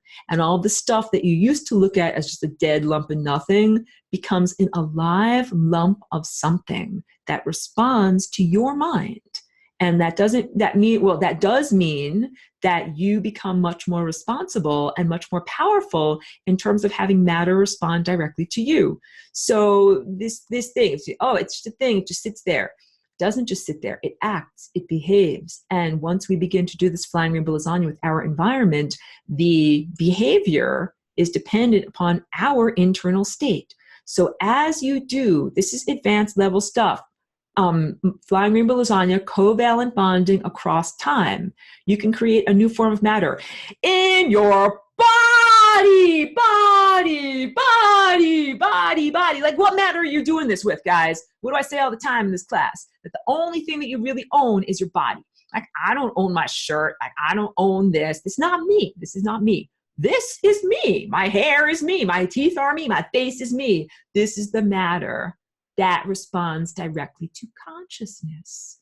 This is big. This is about transforming your body into the Vajrayana, or the diamond body. I did that lesson several lessons ago. The idea of transforming on a molecular and energetic level in order, like for something to pass through a sieve, it has to be the right shape, or a key to go in a lock, the tumblers must be the right shape. For you to get through that little tiny wormhole at the very, very top of the time vortex, you have to be in the right shape. And this is Aurora, how do I get my body into shape? Do I do a lot of exercise like this? You can do exercise like that, but what I want you to do exercise like this with your mind, with your perception, in order to have your body transform. So let me drink water. We'll talk about epigenetics. The stories that we are telling to ourselves already have a very profound impact on our states of health and vitality. This goes to Bruce Lipton. Hat tip to him. The idea of science is describing epigenetics, the code that rules the code. You can have the potential for disease written in your DNA structure, but not activate or experience or manifest that potential for disease, dependent upon what you think and feel and behave and do. You can have the potential for cancer, but live a very long, healthy life with those cancer pages stuck together like a chapter that you just skipped and you never actually accessed any of that information. Just because it's written in your DNA does not mean that you're actually going to experience it. And the elements of what makes something happen or not happen in our body, a lot of it has to do with self-talk. Like, we are talking to ourselves all the time. And perhaps a doctor or a family member put a concept into you that says, oh, so-and-so has this potential for cancer in your family, and you will necessarily develop it. You're fated to develop this disease. And when they program you for that, and then you, as the programmer, I'm not a transhumanist, of your body, your software changes your hardware. You think those thoughts and you talk to your cells. And you tell, I'm not telling anybody this on this broadcast, and I have a whole presentation all about cancer. But you talk to them and say, like, you're going to get cancer, you're going to get cancer, and your cells listen to you, and they happily develop cancer. And so we're all already doing this on a massive level. It's the same with health and vitality. If you have a disease, or if you have a medical crisis, and if you talk to your cells and you talk to your body and you say, we are getting better. This is going to be temporary. We are getting better, whatever. You stub your toe and you get blood coming out of your toe, and talk to your toe and you say, oh, I know that hurt, but this blood is getting rid of the infection, and then soon you're going to make a scab, and then soon it's going to cover up with new skin cells, and then you'll get back to new. Right? That's what you talk to your cells and you tell them. You don't say blood will spurt endlessly, you'll develop gangrene, you will die. Like, you tell your cells the stuff that you want to experience. And wait. Objective materialist viewpoint is totally pervasive in medical and dentistry. So there's limitations that have been placed on your mind and your perception about what you can do with your body. People do miraculous things all the time with their body beyond the programming and expectations of what their doctors and dentists tell them is possible. It is possible to heal cavities naturally without having a tooth drilled. Let's see, is someone coming over here? Someone's coming over here. Come on up, baby, come on up. Oh, come on up, baby. Hey, let's have some hugs. Sorry for the interruption, guys. We need some hugging. Yes, you can re-enamel your teeth. You can avoid having to have your teeth drilled. It's better to do it, start with small cavities and try to heal them than big giant cavities, that are already going deep into your tooth. But yes, healing cancer, healing different things, it has to do with being in charge of your body. And that's even before you begin to become a virtuoso and master on the level of flying rainbow lasagnas. That's even before you begin to do this thing like covalent bonding across time. Let's say you're like, I need more calcium for my teeth so that I can heal my enamel of my teeth. Well, I'll just do covalent bonding across time and get some wonderful molecules of calcium on in there and talk to my teeth and tell them that they can transform their behavior and their structure and behave in a different way. This is the beginning of understanding like how you become a virtuoso. There's been this whole narrative of disempowerment that basically says your genes, you're fated to develop what's in your genes. You can't change your genes. You are what you are. You're going to just like live in the mud, live in poop, and then die. And that is not what has to happen. So you can talk to your body and your body cells about healing and transitioning. Let's talk about sun gazing and breatharianism. So I'm a sun gazer. I have not actually practiced breatharianism, although I do know people who are doing this and who are doing this very successfully with their bodies, maintaining their body weight and staying healthy and fit and feeling wonderful and energetic. This has to do with talking to your body, talking to the matter of your body and helping it to jump into the next highest level dimension, achieve greater degrees of freedom by changing your perception about what is possible. You can look at your cells and you can say, well, I'm just going to believe that my cells are what science and objective materialism tells me they are and tells me they can do. Or you can say, I believe that my cells can do and are inherently, in terms of existence, more than what is defined by objective materialism. They are more than what is merely perceptive by the five senses, that there's something extra there. And flying rainbow lasagna is one of these tools of transforming the behavior of this matter so that it's not just dead matter. Your body is not stupid. Your body is not made of stupid dead matter. Your body is alive. Your cells are highly intelligent. And now I've just given you this lasagna plate of food that tells you the matter, the atoms that make up your intelligent cells is also intelligent itself. The atoms are intelligent, and those atoms can have a behavior that is flying rainbow lasagna, response to consciousness, bonding with other atoms over time, behaving in a way that would be considered unimaginable or impossible to the objective materialist viewpoint. There was something else I wanted to say, and it was circulate. I hope it circulates back around. I will get to questions. There's a lot here. Wait, let me drink water. Let me drink juice. I got some good. It is cannabis juice. That's what the green part is. Mango, lemon, ginger, echinacea.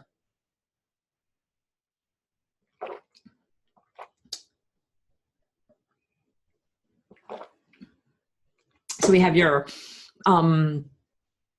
matter responding to mind. I'm almost there. Oh, it's going to come back. Let me do your questions. I'm sorry. You understand I have a lot in my brain ready to try to say. Okay. Joelle asks, and is it possible to access the things that you need in the physical through the imagination, like vitamins, nutrients, resources, etc.? Yes, yes, yes.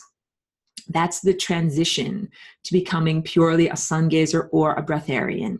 So right now I tell everyone like I'm like a hybrid vehicle. I eat physical stuff. I just drank a bunch of wonderful physical juice from good stuff out of my garden. And I also do sun gazing. I do both of these things. And the sun gazing is a physical expression or practice. And it's also an intellectual or mind program practice.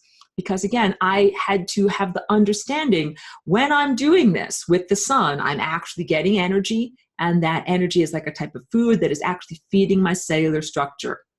I needed that integument, or the thing that ties a thing together, from my objective materialist, acculturated viewpoint that, oh, if you're sitting in the sun, like you're ingesting, so you're getting tan, you're getting vitamin D, but are you photosynthesizing, to the understanding that I can essentially photosynthesize or take in that energy through here. And so the mental program, it was the understanding that I have an aperture.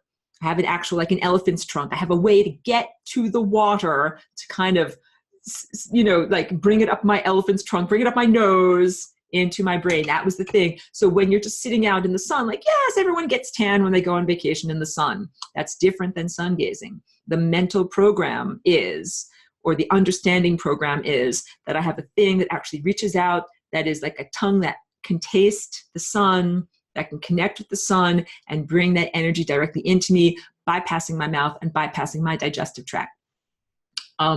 So this is a journey of like transforming your mind of what you think is possible. And we begin by transforming our bodies and the behavior of our bodies. So this is a really positive thing for everyone who's tuned in. Be prepared, be on the lookout for, be prepared for inexplicable and profound transformations on every level. Things that might be like healing from a disease, that might be a lifelong or congenital disease, healing from things like nearsightedness. You know something? Yeah, you can change the molecular structure of your eyeballs and the lenses of your eyes.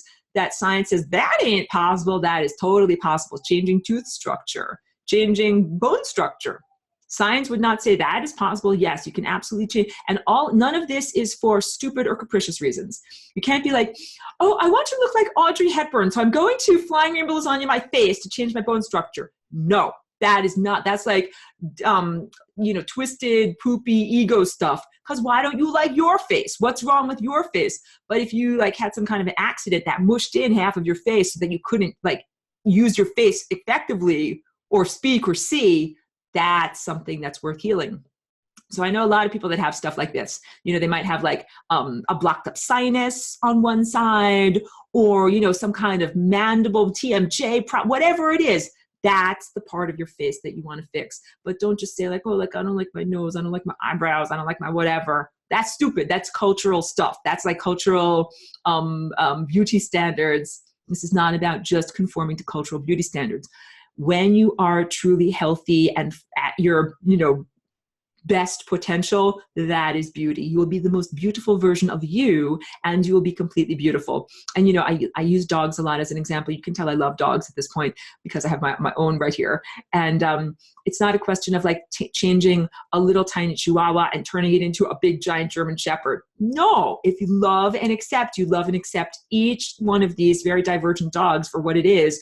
And so it becomes the greatest version of what it can be, the greatest in terms of health, vitality, athletic achievement, and all the things that are the best you can be. So again, it does not mean like if you're like, oh, I'm 5'5", I always wished I could be a tall basketball player. No, you do not flying rainbows on yourself to be like 6'12". That's not your path. You need to be the best version of you that you can be. Okay, back to more questions. Thank you. Thank you everyone for your wonderful, intelligent questions. So yes, I encourage everyone to eat. Back to Joelle's questions about getting flying rainbow lasagna to get like nutrients or stuff like that. I encourage everyone to eat the highest quality food that they can find available to them, and also, you know, to do their sun gazing. However, I recognize that most of our food supply is degraded, either through glyphosate and genetically modified organisms, and also through the farming practices of the 20th and into the 21st century. These factory farms, you know, big giant agribusinesses that have used chemical fertilizers and depleted the soil. So even though you might get something that looks like a carrot or a tomato and tastes moderately like a carrot or a tomato, it's like only a tiny percentage of tomato-ness. It doesn't have all those micronutrients in it that it's supposed to have. So even though you might be eating good fruits and vegetables, and like seriously pat yourself on the back because it ain't easy and they're expensive to find, and you try to get organic stuff, it still might not have all of the trace minerals and stuff that you need in it. So let's say, like I said, a weird thing, selenium or whatever is your thing. I need this, I need silica, I need this or that. You can get it from your environment. It is available in your environment, even if it's not in your groceries at the supermarket. So you become able to, I want to say like vacuum, suck in the things that you need for your ability to transform on this level. Melissa asks, do I put myself in a box and the vitamin I want also in the box? You put yourself in a box and you recognize that this position of who you are is your position is here, and the vitamin that you want, the position is here. And then you jump and vibrate yourself and the vitamin until you overlap. Let's draw that because I love your question and you're wonderful. Clear this all out. Can you clear it out for me? Can you make life easy for me? No. No. There. Clear it out. Okay, so let's draw you. You guys know that I can actually draw, right? It's just really hard to draw with this, equipment. And here's the vitamin that you want. It's a weirdly shaped vitamin. And when you're flying rainbow lasagna, these two things together, you've got a singularity here and a singularity here. And what you end up doing is you overlap those singularities. Can we make this go down here? You overlap those singularities. They become the same point in space. That's the same exact singularity, but just from those two different viewpoints. So, oh, Cheeky is sneezing. What ends up happening is, here's you.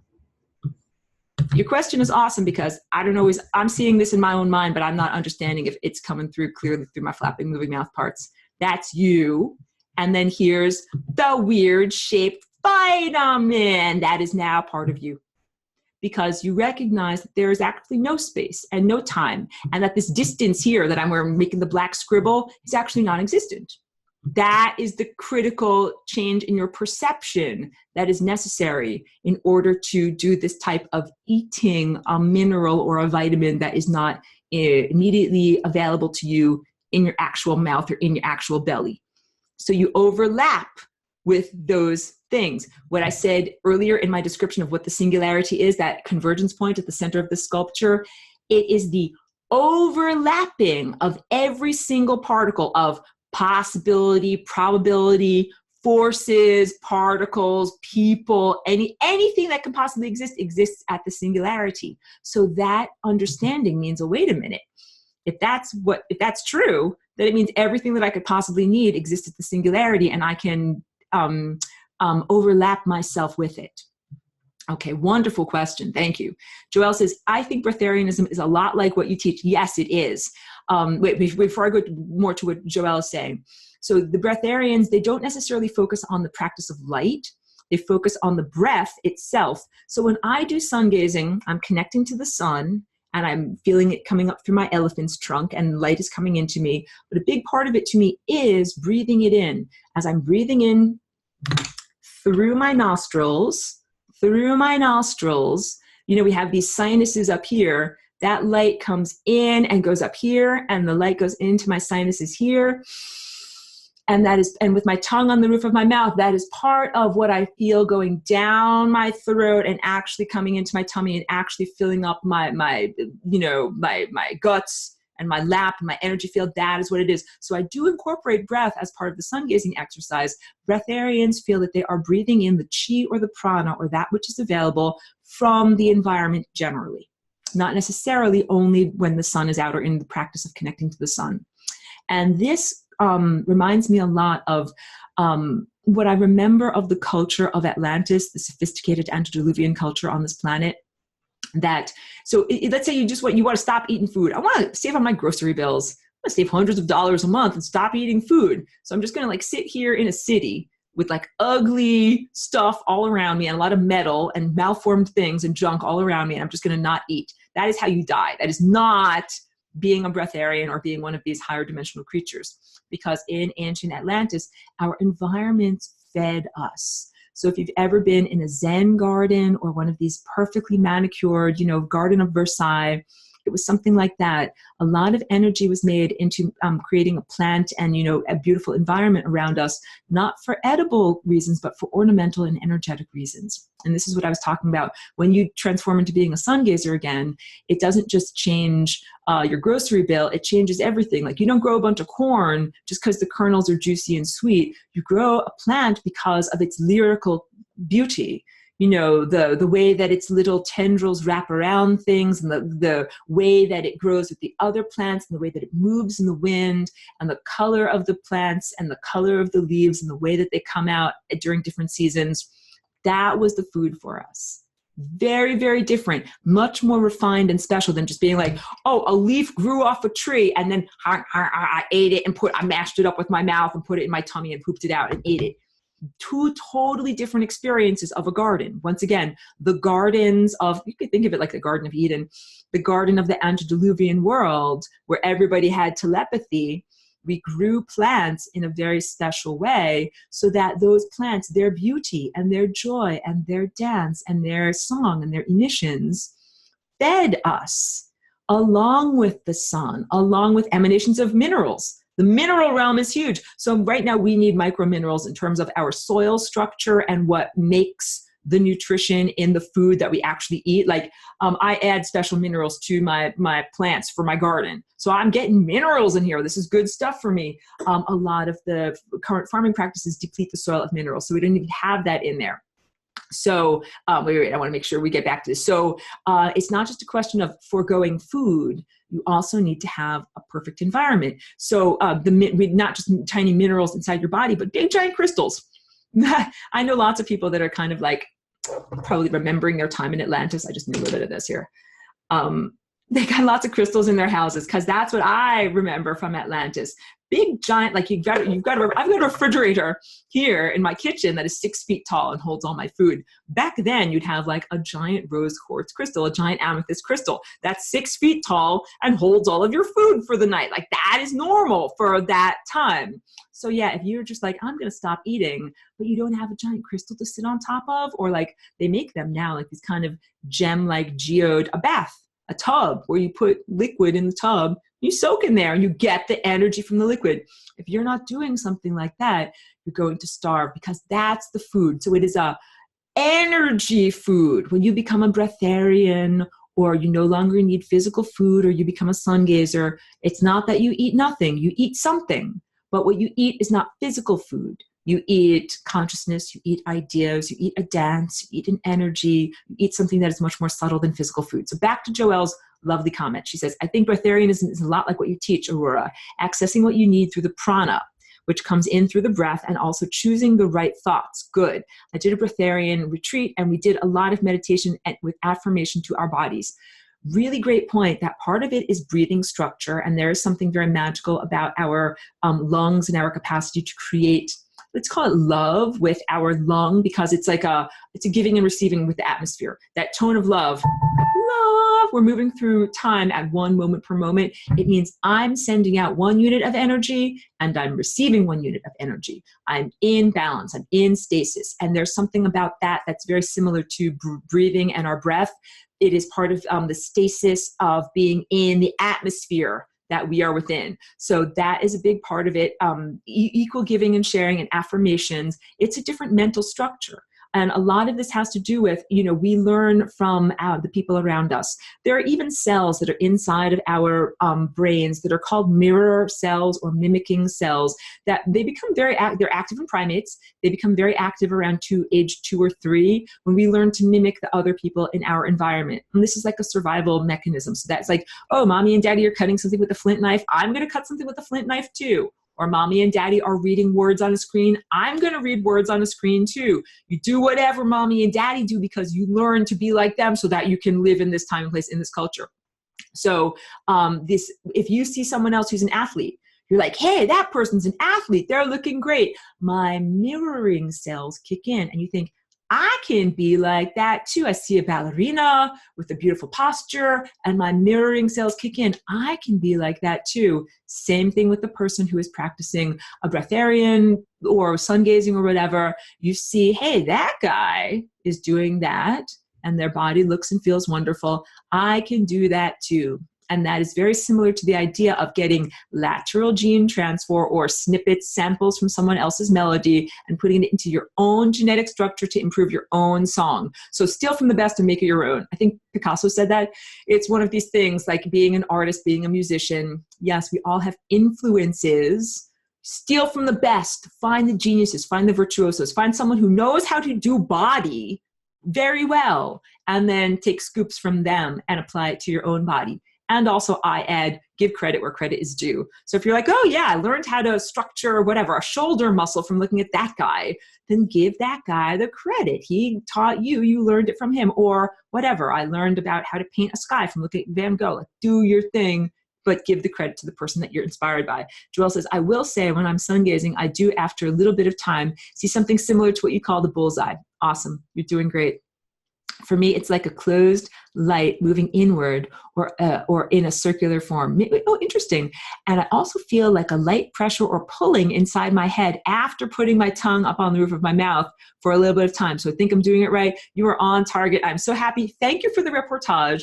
And kudos to you. You're doing very well in your inner development. Yeah, all of your things that you report to me tell me you are on target. That is fantastic to hear. Oh, Joelle says, Cheeky, you got a fan club. Joelle loves you. She's giving you so many kisses. That is wonderful.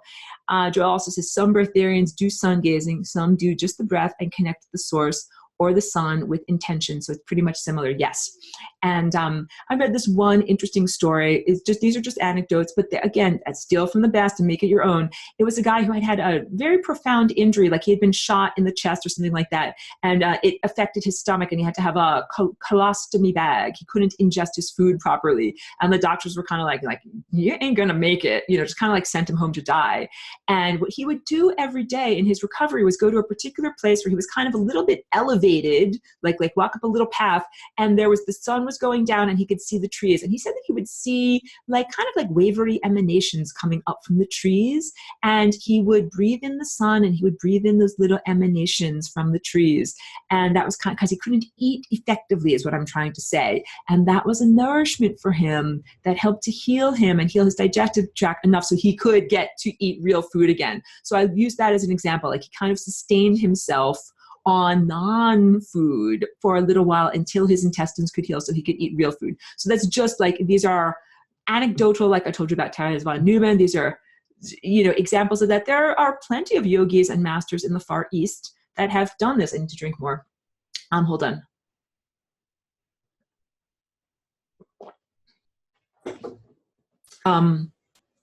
These different people who have cultivated themselves. When I say in the Far East, I'm talking about, India, China, that area of the world.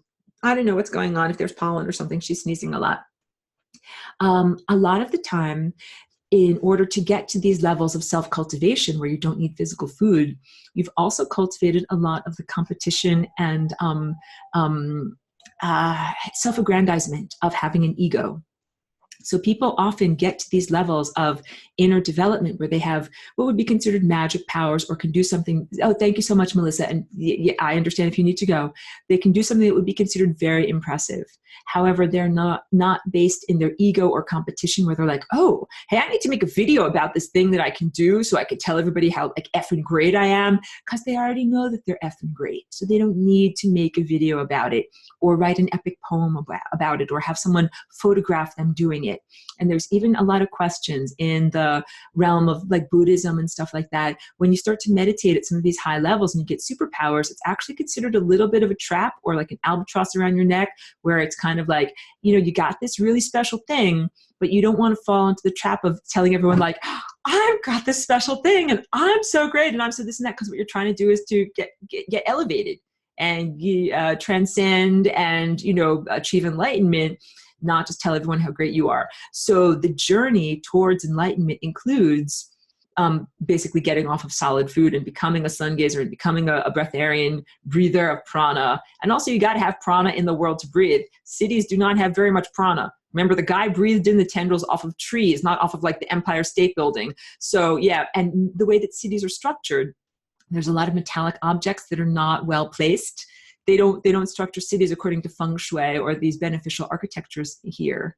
So cities are pretty much the antithesis. They do not collect this subtle energy and circulate it and send it to you. They deplete you of it. So it's very, very difficult to do this type of work living in a city. And imagine how many people are urban and also stranded, that they don't have a chance to get out of the city and get to where there's trees and get to where they can actually walk barefoot on the ground and, smell prana from trees and ingest that type of food. So Joelle is saying, if anything, you share it with others to say, hey, we all can do this and find freedom together.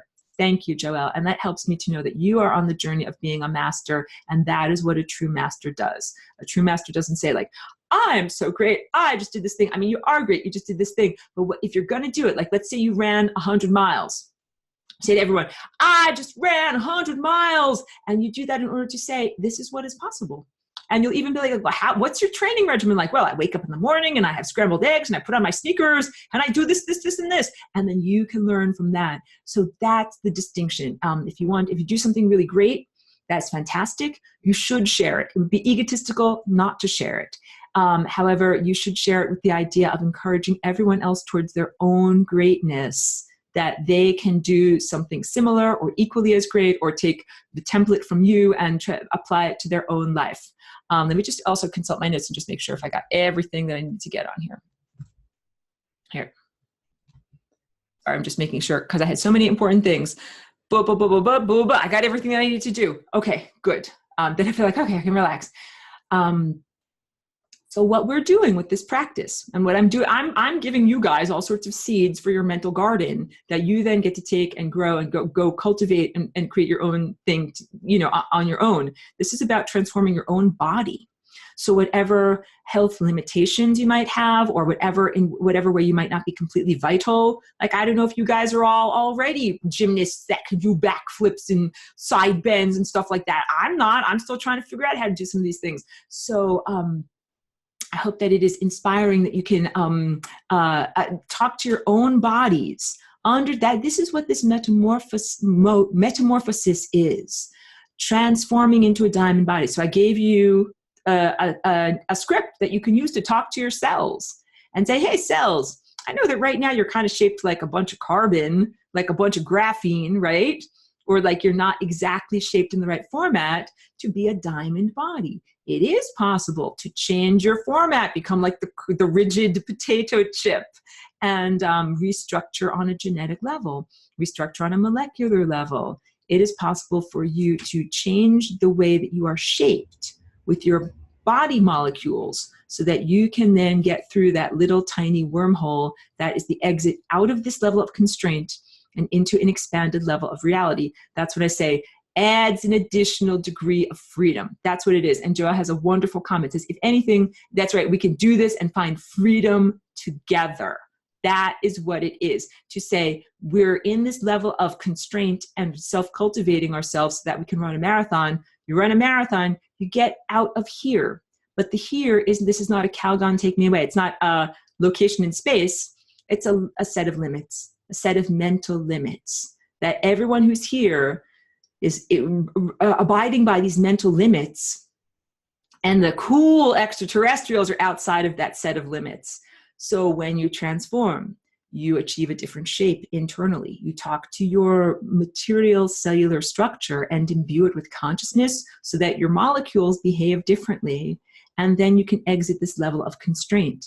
That's different than saying, hop on a metal spaceship and fly to a different place. Because guess what, guys? No matter where you go, there you are. If you've got crappy problems inside of you and you get on a metal spaceship and fly to a different planet, you will bring your crappiness with you. So yeah, in order to really have a better quality of existence, it's necessary to do the inner self cultivation.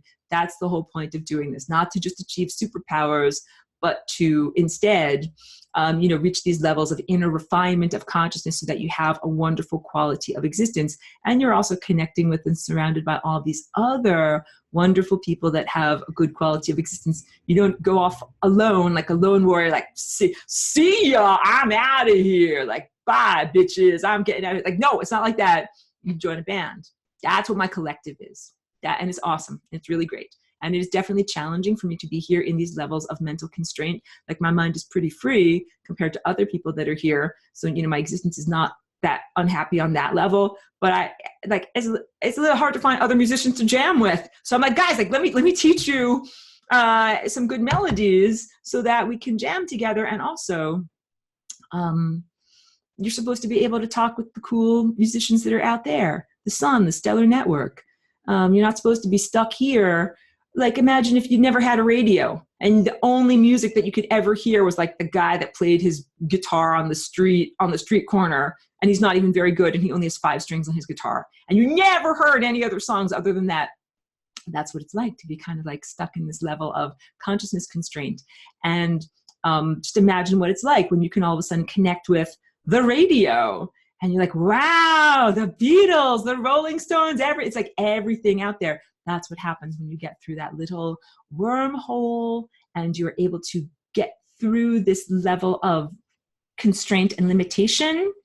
What you get to do is connect with the rest of the cosmic symphony. And there's pretty amazing music happening on that level, on that scale. And you get to be a part of it. You get to not only be an audience member listening to it, but you get to be a musician. You're in the symphony of life and you're making that music.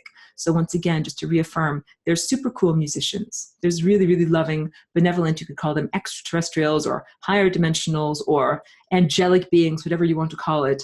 They want to jam with you. There are communication difficulties and cultural membranes, cultural filters that must be broken through. So, and I mentioned that very briefly. It's just, I have like 5 more minutes before I'm done with this. My voice is tired.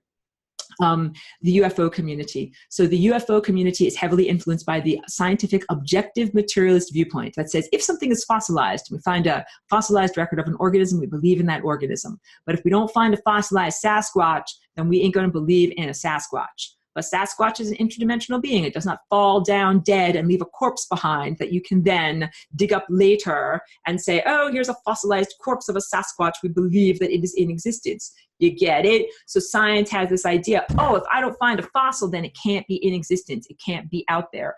And so, just very briefly, like there were organisms that science didn't recognize, had never found evidence of. And like, that's only mythological. And then they end up finding evidence of it. And it's actually a real organism, not something that was only mythologically spoken about by villagers. So that's this, it's a very difficult wall to break through, this wall of objective materialism. Hold on, let me just drink a little bit more.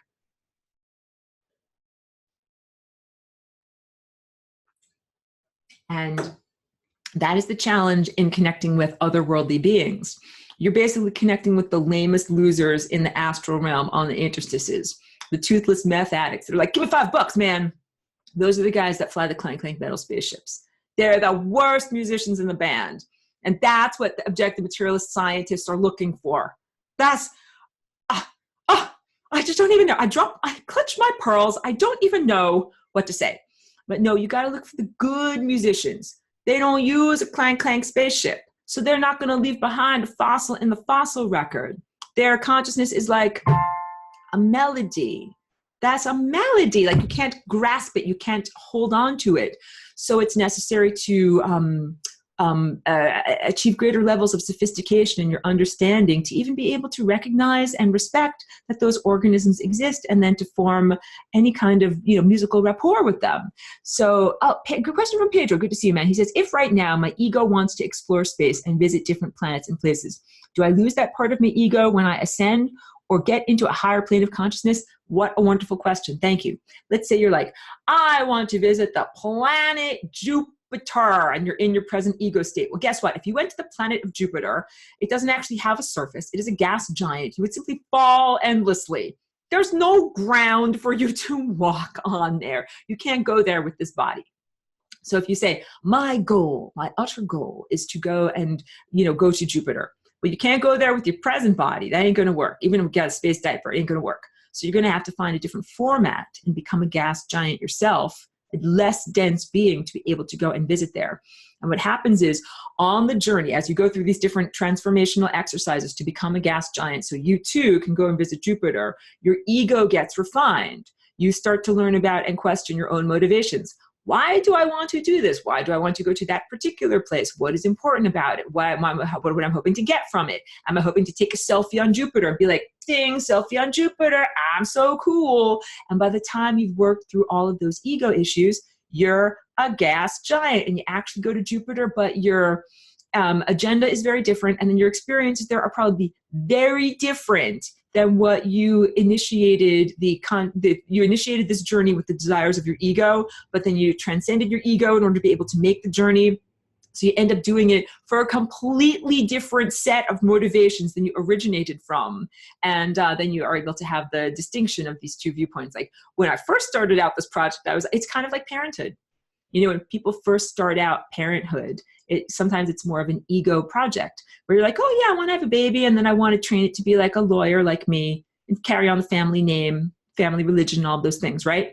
You start off with ego proposition and motivation. And then as you go through all of these difficulties of being a parent and childbirth and all of those things, eventually your motivation, if you do it right, motivation changes and you become less ego motivated. And this is more about, you know, a different journey of parenthood. That is what happens. So it is wonderful to want to connect with otherworldly beings. You have to ask yourself, like, why that particular point in space? Why Jupiter? Why not Uranus? Uranus. It's Uranus is what they always say. Why do you want to go where you want to go? What is special about that place? What is directing you? You just feel it's cool? And questions like that about why. Yeah, so I wouldn't say that you lose that part of your ego, but I would say that your motivations get refined. You learn more. Brandon says, thank you very much for the jazzy serving of lasagna today. Good, cool, man. So good to see you. Good, I'm very helpful. That he says it's helpful during these times. Hey, you can cool it down. We might have kids walking by on the sidewalk. I'm sorry if she's making noise. Yes, I wanted to tell, I don't have level 2. No. If you're going to bark, you have to go somewhere else. Okay, keep it cool. Keep it cool. You gonna bark? You gonna come back? I don't have a recorded lesson that corresponds with what I presented here today. Yes, so that's why I did this one. Oh, okay, so what's gonna happen next week is I'm gonna have to catch up because I'm off the syllabus a little bit. So next week will be lesson 15, but I think I'm going to have to do lesson 14, which is Christian religion stuff. Okay, enough. That's enough, honey. That's enough. Chiki's telling me the class is over. Thanks. So the reason why I'm doing this is during these times. Hey. No bark, no lag. Flying rainbow lasagna with parallel versions of yourself on a different reality so that you can get all of the healing and inspiration that you need. That's what we need to be doing right now. That's why I did this class today. Hey. I'm going to open the door. Hold on a second, guys. Sorry to duck off camera. Here, you go outside. Go outside. Go girl. Okay. Good. I just opened the door for her. Go do one more question and then I'll end the class. Take her outside. Joel says the good ones aren't going to come mutilate your animals and abduct people and hypnotize them with this beautiful message. Thank you. You totally get it. The ones that want to abduct people and take their genetics or take their ovaries or want to take a cow's ovaries, those are not the good musicians. Good musicians don't steal your guitar strings, all right? They don't have to steal your guitar strings. They ain't into that type of thing. If they needed something from you, they would ask you for it politely. Pedro says, so now I can have a knack for exploring and discovery. Will that knack carry on? Yes, it will. I can say that with from first-person experience because that's one of my basic personality characteristics.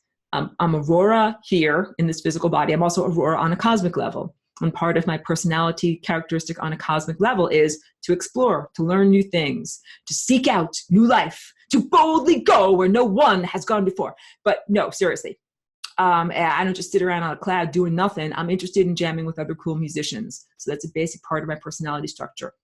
So if your personality structure says, hey, I'm interested in meeting new people and learning from other cultures and going to different places, that is an inherent part of who you are. And you would express that if you are a human, if you are a butterfly, if you are a puffer fish, whatever form of life you are, you will express that basic characteristic. And of course, if you want to explore and discover new things, and you are a loving being, then you say, how can I do this without squashing any butterflies, right? That science fiction story, I think it's Ray Bradbury, Distant Sound of Thunder. They're allowed to go back and travel in time, but only if they stay on the path. And if they go off the path, then something terrible will happen. And the guy's like, I'm going to just go explore over there. And he squashes a butterfly, one butterfly, and then comes back to the future. And everything is hinky-jinky because he had to go off the path. The truth is, it's great to explore. I don't want anybody to say, oh, I'm not allowed to explore, I'm not allowed to jazz. You are allowed to explore, you are allowed to jazz. That is the whole point of being an artist, being a musician, being here in the body, with your body. The lessons that we're learning are how to do this respectfully in conjunction with all of these other organisms. You don't want to squash a butterfly. You don't want to squash a microbe. You don't want to insult or harm any of the other organisms here. You want everybody to be happy and fulfilled to their greatest level. That's being part of the cosmic symphony. And this flying rainbow lasagna, I said that you can do that with different organisms in far distant places across time. The healing that we are experiencing on this planet and in your body is not just for this planet. It's on all of these different planets that have been invaded by technology using, malevolent crap heads. We're all doing this. So this flying rainbow lasagna is a network of many different places in many different times, many different spread out places in many different times that are all doing this. They're all lasagna-ing together, like threads that all connect together, like the points of the scarf of the magic scarf that's coming from all these different directions that are all drawing together. This is a healing not just for this planet and the inhabitants of this planet, it's for the entire cosmos, for the entire structure of time, for everybody to learn how do we play together as musicians and have a whole lot of fun, but do it in a way that does not harm or inhibit or abuse or limit anybody else. And that takes real expertise. That takes real organization. What do I say all the time? The difference between noise, cover your ears, here's noise. That's noise, as opposed to, that's music. Music is organized. It's easy to make noise. It's easy to sound crappy. It is hard to make music. And what we're trying to do is learn to be good musicians so that we can make good music with our consciousnesses, with all of these other wonderful consciousnesses, all these other wonderful organisms all the way across the world. I now need to end class. My voice is tired, and also my little dog needs a walk. Like we're going to get a little bit of exercise outside. She was very patient with me today, and slept in her dog bed and was waiting. I could tell she was getting a little bit agitated. So thank you very much, Robin. When people say sometimes that I make them laugh. That's good. Like I try to make class fun and interesting and be lighthearted and say fun, joking things. I hope that that is never seen as like I'm not serious. I am very serious about these concepts, but I present them in a very lighthearted way. So yeah, and that's also I find the best way to get stuff done. I want to say to get shit done. The best way to get stuff done is to have a fun, lighthearted attitude, to turn it into something that is joyful, not something that is a laborious chore. So we are doing serious work here, and we're doing it in a fun, cool way. Pedro says, I just remembered there was some news of a plant that was supposed to be extinct, but it appeared in large quantities. Is that a sign of the reality being healed? That is wonderful to hear. I hadn't heard of that. And I would say, yes, that is a sign of reality being healed. We could even say like maybe those plants that suddenly showed up were plants from a distant timeline that got flying rainbow lasagnaed, folded together onto this timeline. Like these are things that can actually start happening. Things that would be considered magical, impossible, unbelievable, but are possible in the world of pure imagination. Thank you, Chloe. Chloe says the lasagna is very tasty today. Thank you, Fizz. Good to see you. Thank you very much. Thank you, Megan. You're very, very welcome. Thank you, everyone. Thank you thank you so much, Joelle. We're going to hug Cheeky for you. Yeah, thank you so much, everyone. And I also recognize that it is very challenging. Like I thank you and I applaud you for being in this class and for exposing yourself to these ideas and for trying to get it. And I understand that these are like sometimes mind-blowing ideas or maybe a little bit whatever, intimidating. If you don't understand it right away, that's totally cool. We learn through repetition. Keep on listening, keep on being with it. This was the advanced presentation. So again, for anyone who's new or who's a level 1 student, they're like, I don't know what I'm doing. That's okay. You might not have learned that weird jazz chord yet, but you can still listen to what the other, advanced students are playing at this level and understand that you'll get to that level too. So don't be overwhelmed or intimidated by this. Hopefully be inspired by this and understanding this is what the birth of a new dimension is. Now we live in a realm that is made up of matter that actually responds to thought. If I think something about my arm actually changes and transforms in response to my thoughts, to my hair in response to my thoughts, my teeth in response to my thoughts, my brain in response to my thoughts. How about this, guys? If your body matter responds directly to your thoughts and you think something about your body, like my brain is magical, My brain is a magical tool that can be used to transform reality and is more powerful than any kind of destructive weapon, and is able to create a wonderful reality. That's what your brain becomes. I think that's a good note for me to end upon. So yes, thank you very much. Thank you for the encouragement, and thank you for being with me on this journey. Have a wonderful day, everyone. Have a wonderful night.